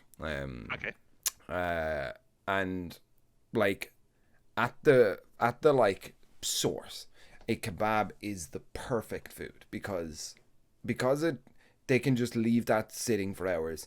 It's just instantly there. Like they just shave it off, they put it in your bread, they lob salads and sauces into it and hand it to you, like, you know, no problem whatsoever. And it's like €6, like unbelievable. Less, like, but cheap. Like just like cheap food, cheap drunk food, like, you know, it's insane, like, you know. But I think the problem is that when people start charging more for it and caring less about it, that like that I'm gonna pay €12 for my kebab, and it's got naan and a did I just kick my Your camera just moved. I'm getting excited now talking about kebabs, dude. Like, you know. You're gonna get one after this, yeah? No, dude, my girl just made some. Dude, as we just took a break, she made some pasta downstairs, dude. I can smell it. I can smell it here. Holidays? Or what are we talking? It's like a Tuscan cream tomato sauce. Interesting. Yeah. I'm down with that. I have an incredible girlfriend.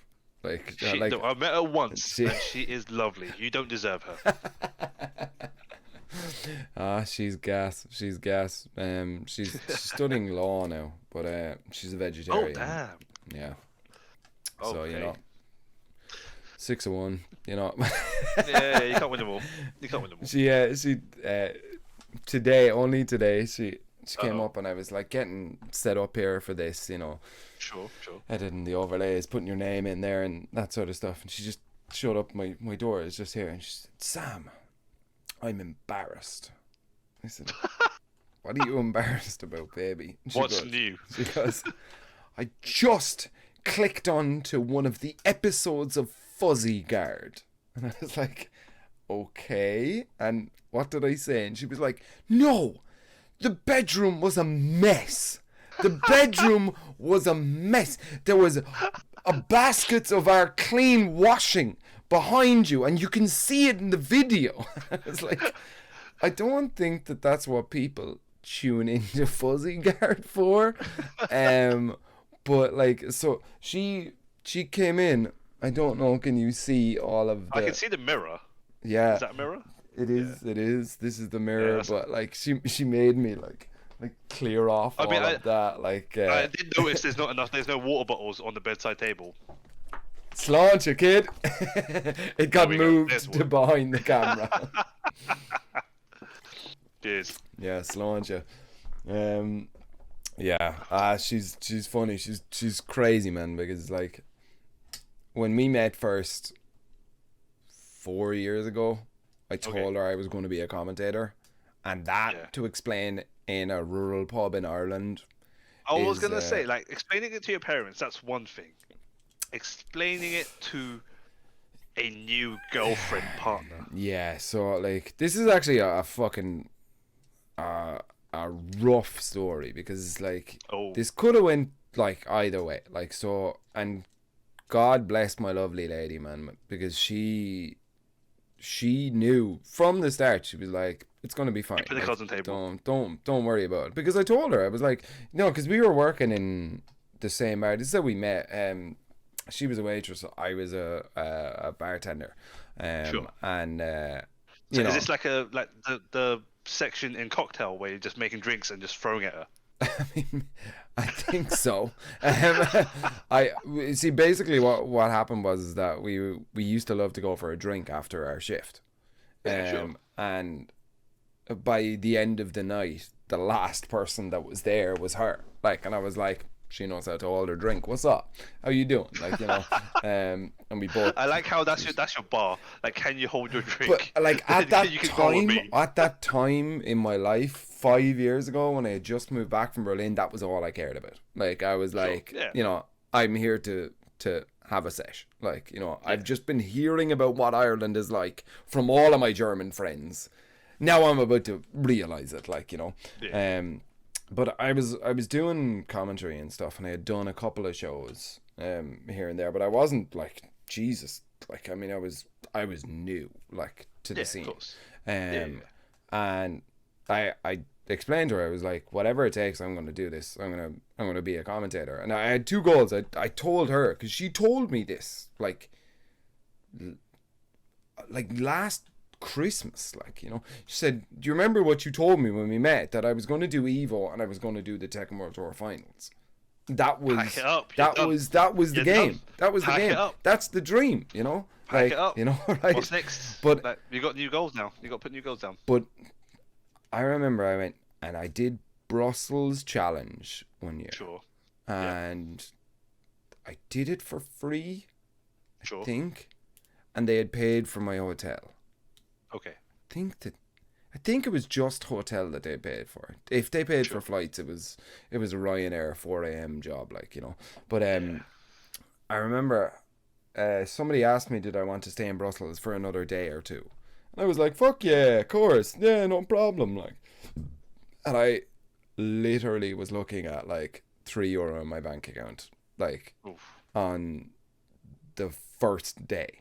Like, I had my return flight that I had just, idiot, like, fucking dumbass brain went, yeah, of course, like, but no. And I had to call her, and I was like, hey, we were going out like a year, maybe. Okay. Like, so it's not like the first 6 months. No, it wasn't like brand new, but I had to it's ask post-honeymoon her. period. Yeah, I had to ask her, would she book a flight from Brussels back to Dublin or whatever, just to get me home so that I could go to work on Wednesday or whatever, be it like we had done the Friday, Saturday, Monday, Tuesday I was staying, and like, oh dude, I still remember I was like, I'm gonna go home and she's gonna have a bag packed, like that's just gonna be it. That's a fucking awful, because I think the flights, like, because they were like last minute, were they like they'd be 200 or 300 or something, like, which something dumb. Yeah, like, a flight to Europe should never be that much. No, of course, like, but I had to just straight up answer. Luckily enough, she just had it, like, because we were both service industry, nobody was rich. No. You're not American style. You're not living off tips. But it's minimum wage, basically. Like, let's be honest. Yeah, like, I mean, but no, she didn't. She paid it, and like, I remember feeling so fucking shit, dude. That fucking feeling in your chest that you're like, I'm a terrible human. That's it, like, like, that's now my life. I'm just it, like, But and it was so nice, because the first big show that I did, I can't even fucking remember what it was, but I'd made, was it like €1,200 or something, like, and that was like, it's a lot, big, let's go, money, dude. That's it. This is it for the rest of my life. First thing I did, I bought that lady a pair of Louboutins, Christian Louboutin shoes, man. Fucking €685. I'd like, silly financial decision, but that girl needs some fucking, like, I need to pay that lady back right there, man. With interest. That's it, man. Like, so I got her them red bottoms, man, and she wore them to her graduation for her law degree. Yeah, I got that lady kitted up, dude. Like, Good shit. Yeah, I don't know, man.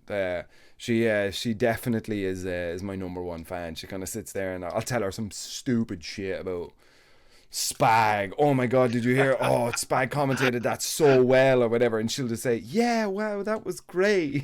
And like, I'm sitting here on my own, like, but no, she like I said, I met her once at Celtic Throwdown during the pub quiz. Oh, she seemed lovely. Dude, yeah. I thought you were talking about the time when she came in when we were recording. No, I'm not. No, well, recording one of these, I didn't meet her then. No, met her then. The only sad point of that whole event of when I met her was that the picture I took of you two came out of focus. Oh no. And I'm pissed at that, because she wanted a nice photo and you finally stopped pulling her face. Damn. And sorry, Dad. Yeah, you will be. Fucking dickhead. So I owe her a good picture of the both of you. Damn, man, she's gonna love this, man. I'm gonna have to tag her in the description or something. Like, Sit her down. This is the one you're listening to.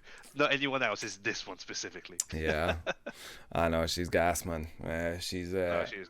She's a wild lady. But yeah, she got good at Tekken. Well, I say she got good. She got good enough to beat my brothers, which was enough for me, because I just felt like the proud, like, Zen master.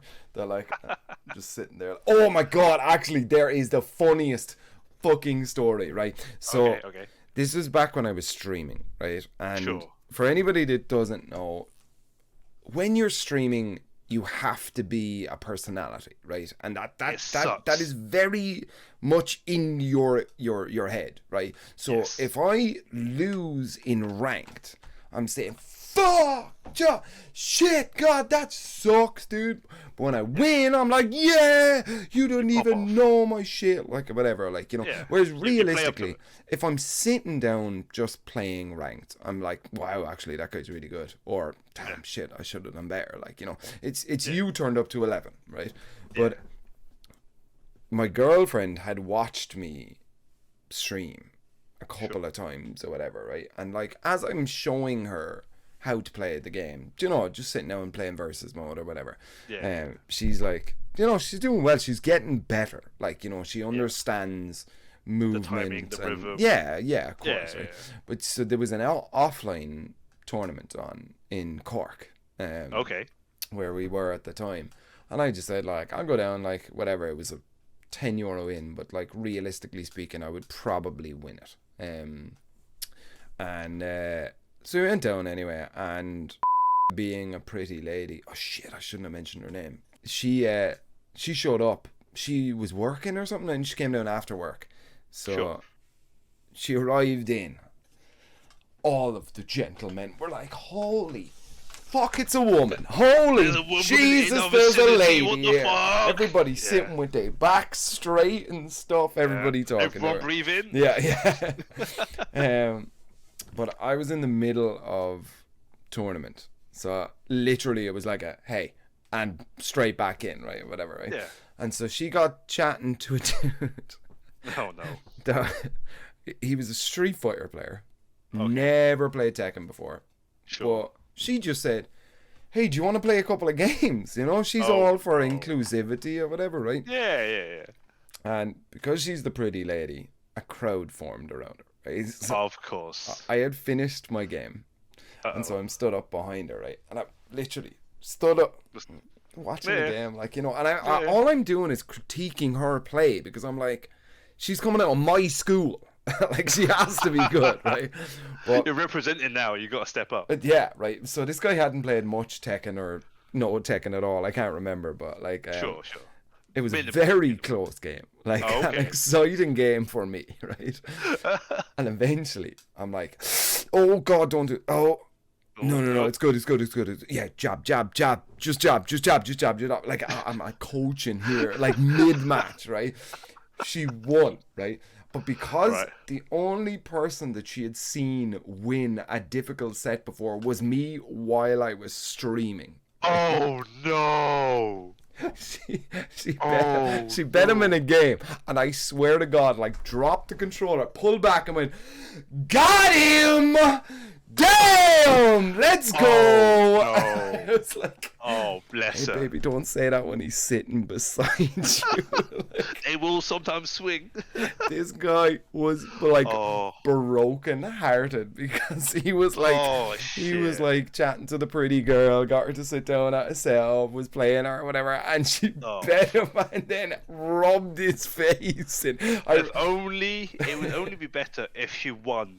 Like, not saying convincingly, but if she won like a 3-0, like, didn't drop a set, that wasn't close. Yeah. If that happened and she popped off like that, fair play. Like, fuck it, it'll be fucking amazing. It was so funny. I still remember she dropping the controller and going, "Got him!"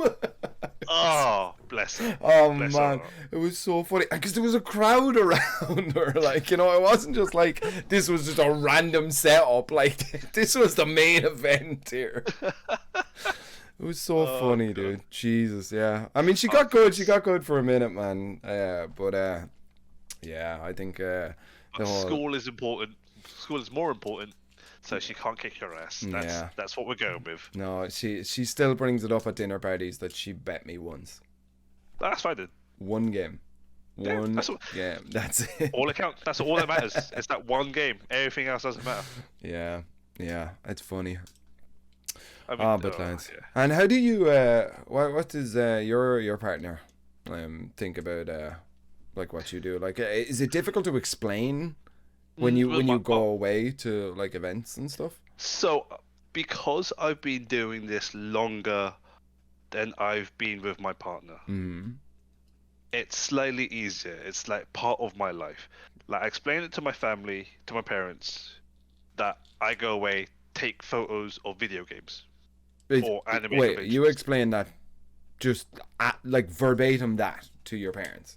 Yeah, I'm going to go take pictures of either at an anime convention, which I'm going to this weekend. Let's go. Or 2 weekends ago. Or I'm going to go take pictures of fighting or video games. I don't even say fighting games, video games. Mm-hmm.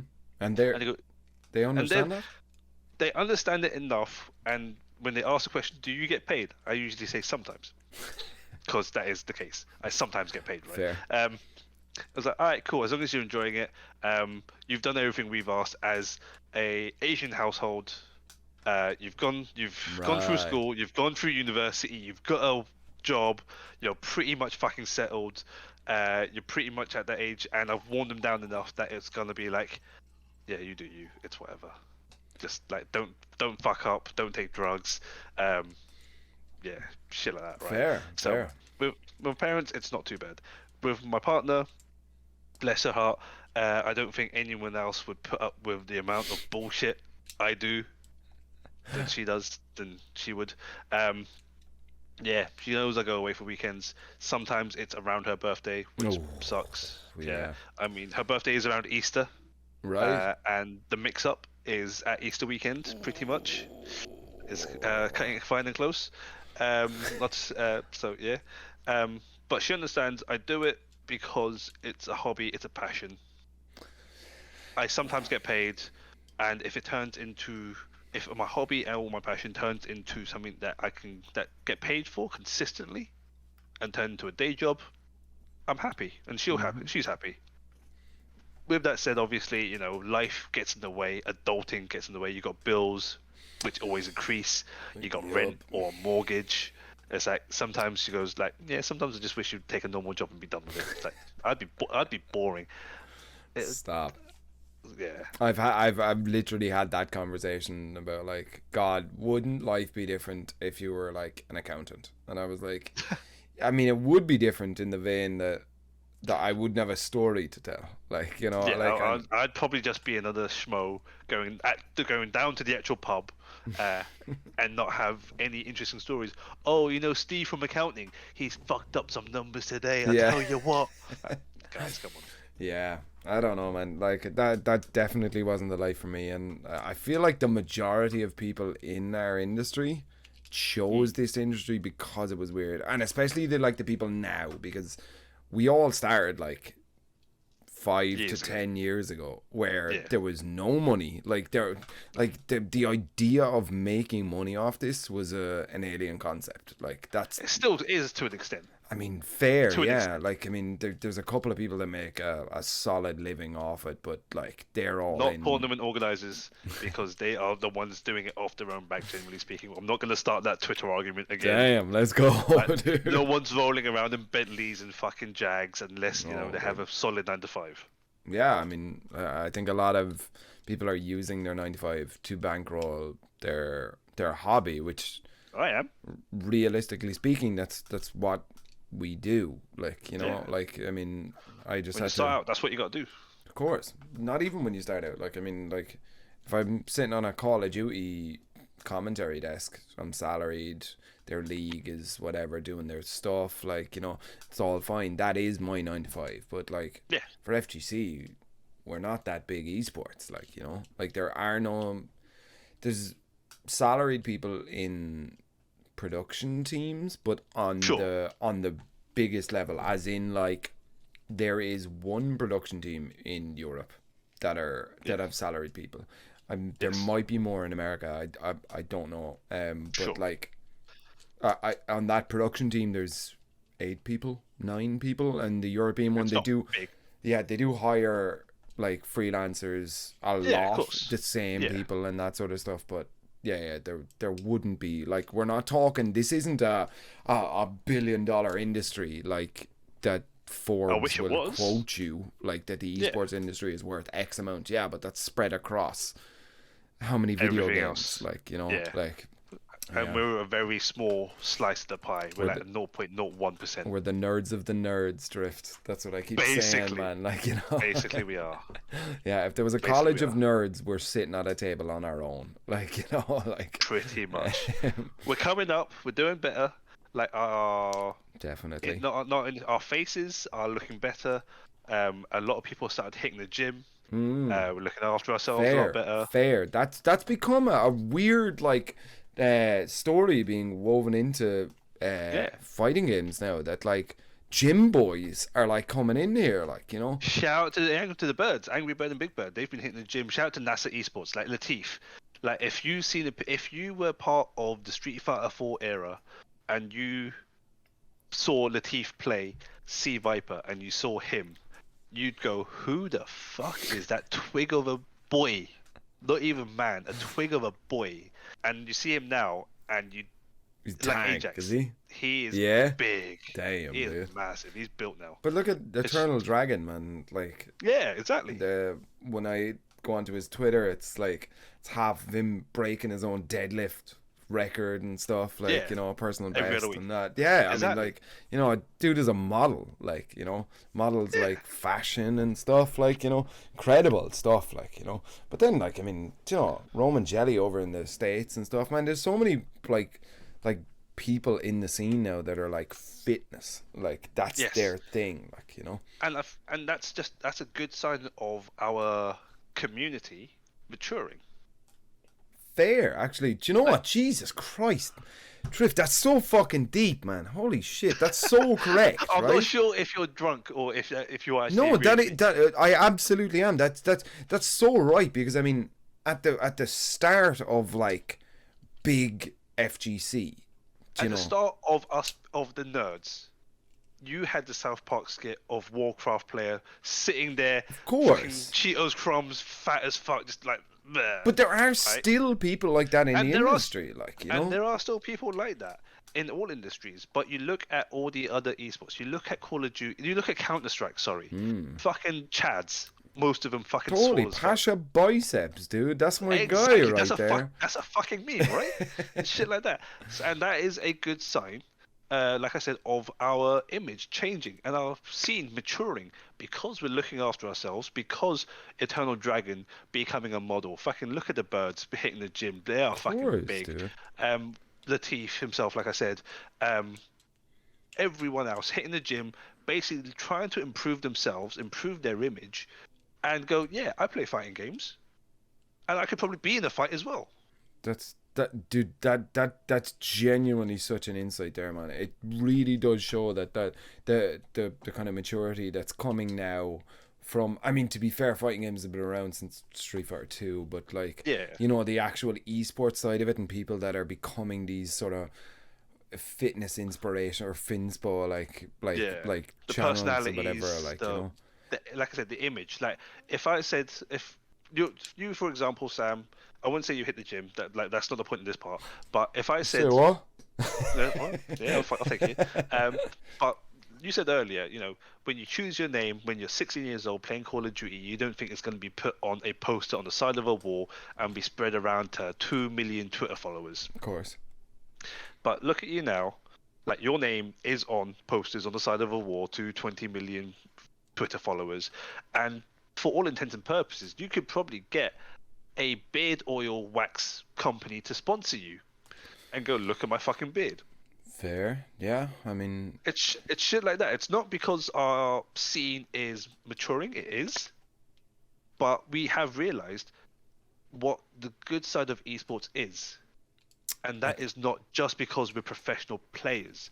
We need to diversify our bonds. I completely agree. Yeah, the diversification, because like, so this happened with the music industry like a long time ago. That it used to be like, if you did good music, you were like a charting success in the music industry. Yeah. And then they found out that image was a huge part of it. Music videos, like with like Elvis and that sort of stuff. So music videos became a thing which were never a thing before.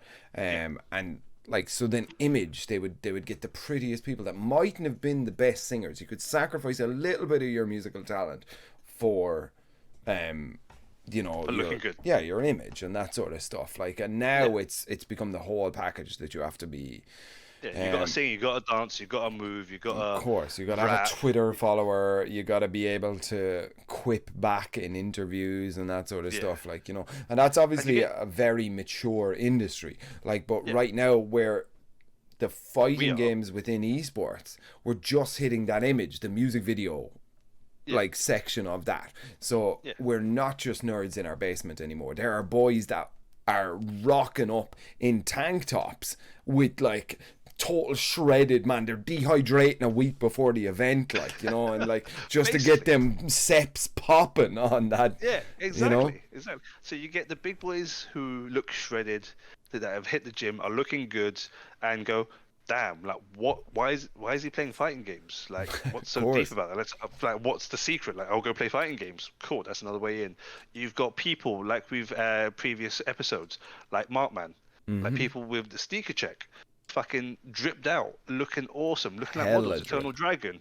It's like you see so many people, not to stick them on a pedestal, but good-looking people with a good image, and go, oh, they're in the scene. Like, I could be part of the scene. Don't be a creep about it. I will always say, like, be respectful. Don't be a fucking weirdo. I have a story now. I just thought of a story, but oh fuck, here we go. But that was basically what I was saying. Like, don't be a creep. Like, our image starts improving. We get more people in. Developers become happier. Our scene grows. Everyone gets to eat. It's just wins all around. We just have to mature. It's grassroots is grassroots, and yeah, sure, that's where we came from. But at some point, flowers have to grow, and we have to go above grass.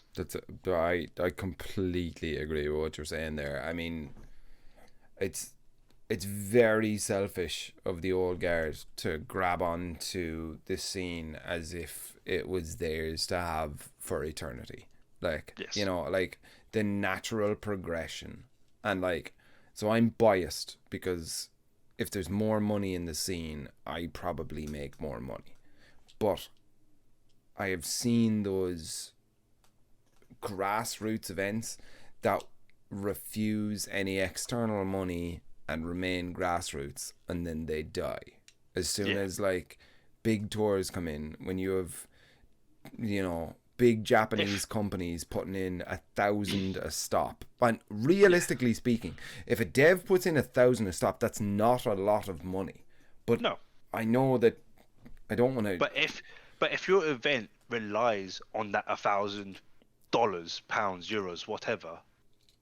Like, should you really be running an event when you're dependent on 1,000? No, I disagree. You absolutely can run an event, but stop expecting it to be rivaling Rocket League then. Like, you know, you are in different spheres. If you're about to refuse the big money esports, then Rocket League, Dota, League of Legends, Valorant, CSGO and Overwatch are always about to bury you. Like, there is no universe that you can compete with them. Like, you know, whereas the other industries, like, and we see it a lot in the Middle East. The Middle East care about money. They don't care about community, or, I mean, I'm not saying they don't care about community, but like, money is the key. It's a side's fault. Of course. Yeah. Right? Yeah. So if they're running a big show, they'll run a big show. They will get sponsors from everywhere. Mercedes coming in here and Vodafone coming in there and that sort of stuff. Because they realize this for what it is as a huge marketing like push. Like, you know, like every player that gets top 8 now has 3 hours of content online where commentators are talking about him. Their jersey is shown. Like, you know, if you look at any top 8 of any big event on YouTube, it's 2.5 hours, 3 hours long or whatever, and it's just them, and it's commentators talking about them, it's pictures of them, they're doing this sort of stuff. So Mercedes go, well, it's 4 million views on that. If I pay them 10 grand, I can get my Mercedes logo front and center as he wins the championship. Kind of makes sense, you know. It's a very small investment for basically 4 hours worth of content. Realistically speaking, like, I mean, if you want 4 hours of TikTok, that's a lot more money to be pumping into that, like, you know. Exactly. And this comes back to an old discussion that always floats around about sponsored players or players trying to get sponsored. Do you think only if a player gets sponsored, should they always be a winning top player? No. Or should there always be a top 8 or top 6 placement player? I think so. It's very easy to imagine that, like, yes, the simple answer is yes, they should. But I feel like the only reason that a sponsor cares about your placement is how many views did your match get, because we need to separate that sponsors aren't us. They don't come from our community. They are only injecting money into this for a business idea. Exactly. Right? And that is the point now that I am backing, really. Probably you are as well, before I cut you off, is that winning top players, should get sponsored because they will get the airtime. Of course. But what's to say that if you consistently place top 6, and that is what is streamed, should they not get sponsored? Should they be part of? They should be part of the scope of being sponsored. Because if you're a winning top player, doesn't mean you're always going to win. Doesn't mean you always get the airtime. But if you are consistently placed top 6, you are always in that top 6 bracket of viewership. Sure, That but 2.5, 4 hours, whatever. I feel like if you place top 32, if you're 31st or whatever, but your Twitch has 5,000 followers and your Twitter has fucking 8,000 followers, like, you are in a way better position than somebody who places top 8 and has 400 Twitch and 500 on Twitter, like, you know. Swings and roundabouts, because we come back to the point of, our scene is maturing. We need to diversify, and we need to build our content and build our followers. That's exactly. For anybody who's wondering how to start in commentary, dress well. Like yes. It's don't so dress like Sam does right now. Don't dress like me, man. I just like, I give up, man. It's fat mans and fucking no, I'm joking. But like, I got asked like a long time ago to wear a suit to all events, and it just wasn't viable for me to fly Ryanair shit class fucking €30 flights with a suit in my bag. Like, it just didn't work. So the image became t-shirt and jeans, like, you know, and it was just handy because everybody else on the scene was wearing t-shirt and jeans. I went to one event. You know the guy? Did you meet? I don't want to mention his name, but golden letters. Yeah, golden letters, wearing a full fucking suit. Immediately, our fucking boss walked up to him and went, "Do you commentate?" And he was like, "I've just started commentary." And he went, "Well, we have a lot of shows that we would love to get you involved in." Like, straight up. That guy is now in my DMs. We're about to sit down and have a one-to-one coaching session about commentary and that sort of stuff. Nice. That man is on his journey. Showed up one event in a fucking like wine red fucking suit. He looks the shit. I'm saying it. He does. Good shit. Dress for the job you want, right? Not even dress for the job you want. Dress to catch someone's eye. Of course. Whoever that may be, as long as you are dressed appropriately and eye-catching, like, people will come up to you and go, "What are you doing here? Like, why are you here? What do you do?" Of course. Like, of course. Do your fucking hair. Get your fucking hair did before the show, man. Don't look at don't do what I've done and just don't look at me, dude. I got fucking shit on by one of the twins earlier on today. I put up a fucking tweet today, and was it Rich or Mark just went, "Nice hair." It was like shit. But no, I'm telling you, man. If you want to succeed in commentary, look good. Like, you know, like it. You are in front of the camera. Look good. But like, you can get so much further being a pretty dumbass than you can being an ugly, like, brain box. Like, you know, like, and but choose that. And I'm not saying, like, as far as your natural fucking thing, get your fucking hair done, wear a fucking nice t-shirt, like, fucking show up, shake some fucking hands, rather than fucking showing up in a pair of dirty fat mans, you know, the t-shirt you were wearing yesterday, and fucking sit down. I don't care how much you know about the game. Like, you're on camera now, like, you know, have a fucking shave, like, you know, but like, we're into broadcasting realms now when we're talking about, this isn't fucking community anymore when we're talking about fucking 500,000 views on a stream. Like, that's your fucking community are a part of that, absolutely 100%, and they're there to support you, but they're 5,000 of the 500,000 that are watching. Like, they're 1% of that shit. What the fuck are the other 99 doing? Like, you know? Yeah. What are they looking at? Of course. And you basically, dress well, dress nice. You may not want to wear a suit, and that's perfectly fine. There's always been the argument, like, I don't want to wear a penguin suit whilst I'm sitting down at a desk for 4 hours. That's perfectly fine. Just dress well. If somebody paid me enough and they said, we are only doing suits at this show, you best believe I have some fucking tailored business, like, you know. 100%. And that is when you are at a show where they fly you out and it's not Ryanair, and you're not booking the flights yourself, and they put you up in the hotel, and there's an iron and a steamer and whatever you need in the hotel room. Absolutely. And you rock up and go, cool, I am at a CSGO event, I'm suited and booted, James Banks. Of course, man. That man looks great. Like, and that's something that we could learn from. Like, yes, he is not a commentator, he is a host. And hosts being front of house should look good, look great even. But that's not to say commentators can't. Again, do your hair, have a shave, wear your nice t-shirt, wear things that are fitted, wear things that don't have kebab stains on the front and you're looking like a fucking hobo. Straight up. Now, that's obviously, this podcast is a little bit different and it's a little bit more casual. We're at the bar, we're all drinking, whatever. Yeah.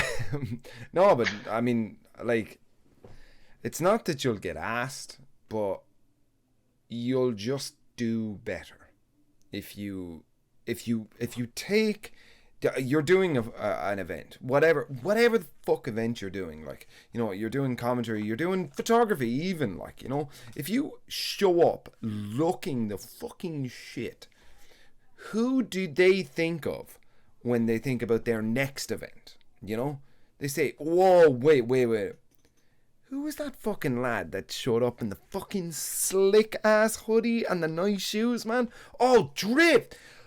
Dude, yeah, we have to get him for the next show. It doesn't matter, man. Like, I don't have shit like that, by the way.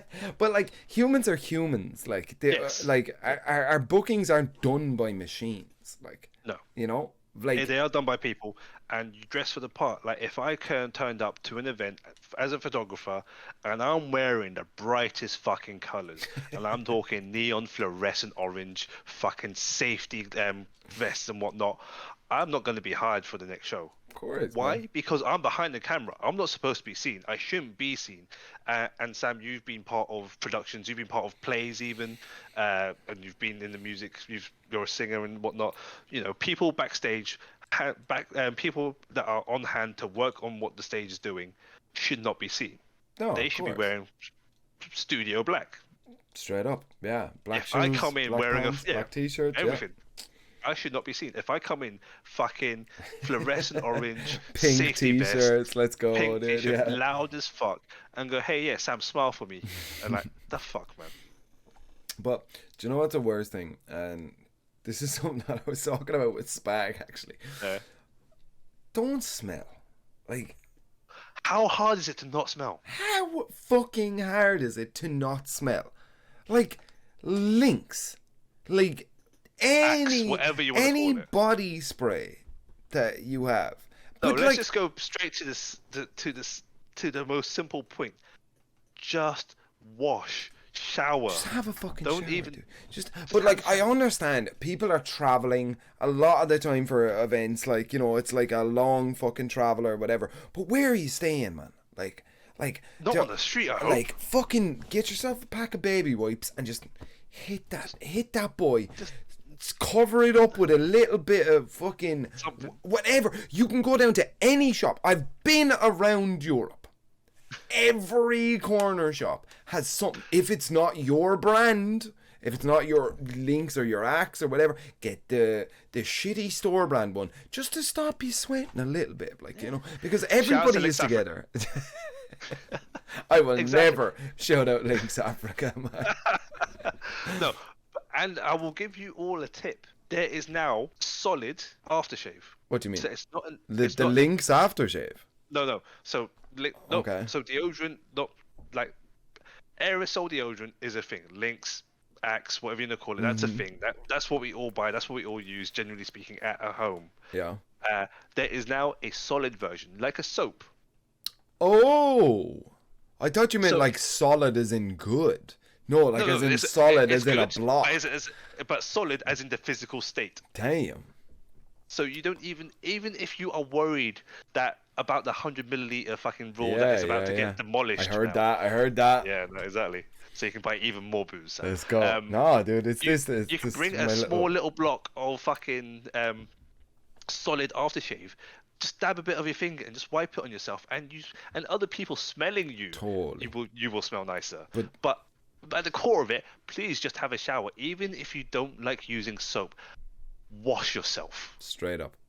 Like, even if you can't, though, there are so many. Like, if you can't, I have questions as to why are you at an event. But to arrive at an event, stank. That's an issue, because there are so many solutions to that problem. Even if you don't want to shower, there's deodorant, right? Let's say you don't want to use deodorant because of all the metals in it. You have what you were talking about, the blocks of like, you know, roll-on deodorant, all of that. Even if you don't want to use that, get yourself a cologne. Like, you know, there's a full spectrum of shit to not smell at an event. Yes. And yet, you go to events, some guy tells you he wants to be a commentator, and he's working really fucking hard, and you've got to just keep rolling back, because he stinks, dude. He stinks. And like, what can you say? I will never watch your fucking reel, because there's no way I can explain you stinking to a production company. And like, we both know people fairly high up in production companies. It can nearly be that close a decision that people go, that guy fucking stinks. No way am I booking him for that show. Like, on the counterpoint, I want to shout at Stephanie again, Vexney. Sure. Combo breaker last year. I thought you were going to say she stinks and she does fucking well. You know? No, damn, she call her out. She is amazing. She is the best. She is the one that got me the gig for Combo Breaker last year. Oh yeah? Straight up. Nice. Because I got messaged by the not the production team, but like the in-house photography team. Yeah. And go, I heard you're coming to Combo Breaker. Yeah, you know, I was going to do it as a holiday. Do you want to work it instead? Brilliant. That's the dream. Right, sure. Fine, sure. Like, everything's, I've already paid for everything. Now you're going to pay me back 6. So it's a working holiday. I'm still going to enjoy my first ever Combo Breaker. Nice. And I'm going to take some photos of some amazing people, and I'm going to shake hands with a lot more amazing people, and people in the same industry, and people I learned from, and people I've been following for so long. Yeah, of course. And Combo Breaker was amazing. So shout outs to Rick, shout outs to the whole Combo Breaker team. That is one event I would say, if you ever want to do a US major that is not Evo, go to Evo Light, go to Combo Breaker. And calling it Evo Light is a fucking insult. Yeah, I've never been. I'm definitely applying for this year. After do it. I would like to see you at Combo Breaker, because good lord, it's a lot of fun. Is that the racist one? Excuse me? No, that's CEO. CEO.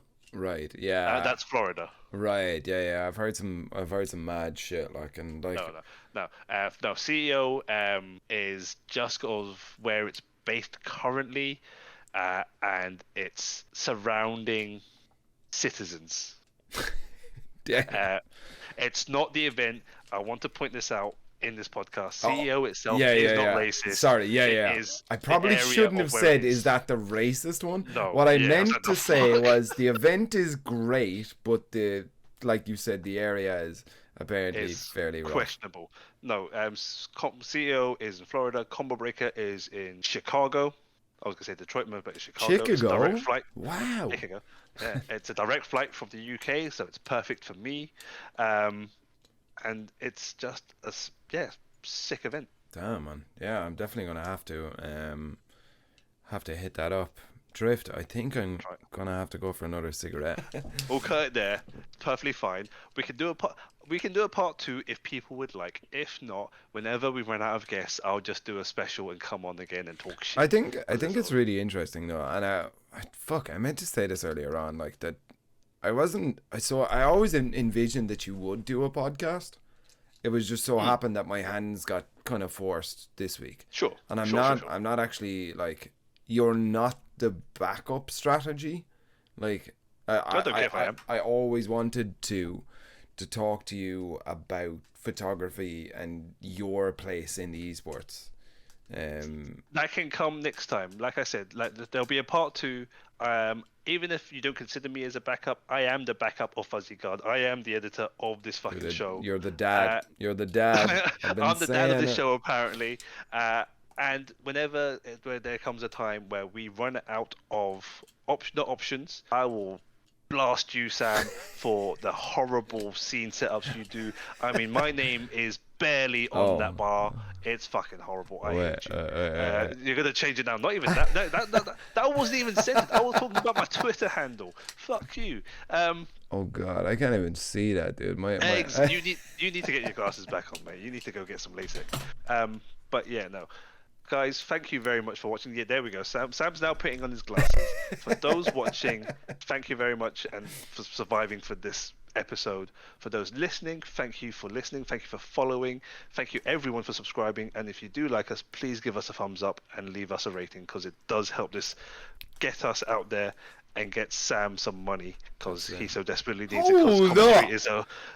Because commentary is being shit for him. Oh no! Wait, I'm getting blasted. I'm not accustomed to doing work. Like, no, for those that don't know, like we mentioned earlier, Sam has spoken to me a lot in the last 10 weeks, and generally speaking, it is me after the gym. So I go to the gym at 5 a.m. Damn. So I'm up at 4:30. I'm at the gym at 5. I finished at the gym by 7 a.m. I'm starting work at 7:30, and by 8 a.m. I usually drop Sam a message going, "Have you done what I asked you to do yet?" And then I wait for a response because he's still asleep. Straight up, I'm still asleep, man. Jesus, a hospitality podcaster, like what? Like... Fucking layabout. That's what you are. I get drunk that was the thing that I was going to say about my girlfriend. Like, when I walk up the stairs with a bottle of wine, being like, "I'm going to work," and she was like, "It doesn't count as work if you're getting drunk." It definitely does. Yes, it does. How much have you gone through that bottle? Oh god, she's empty. She's empty. Oh, well, we finished the bottle, so I think that is a good time to end it. Fucking A. Drift, thank you for coming in, dude. It's been a pleasure. Thank you for keeping me in check and just keeping me on the lines, you know. Like and subscribe or fucking follow. You'll learn that line eventually. Yeah. Thank you, everyone. I will catch you guys later. See you soon.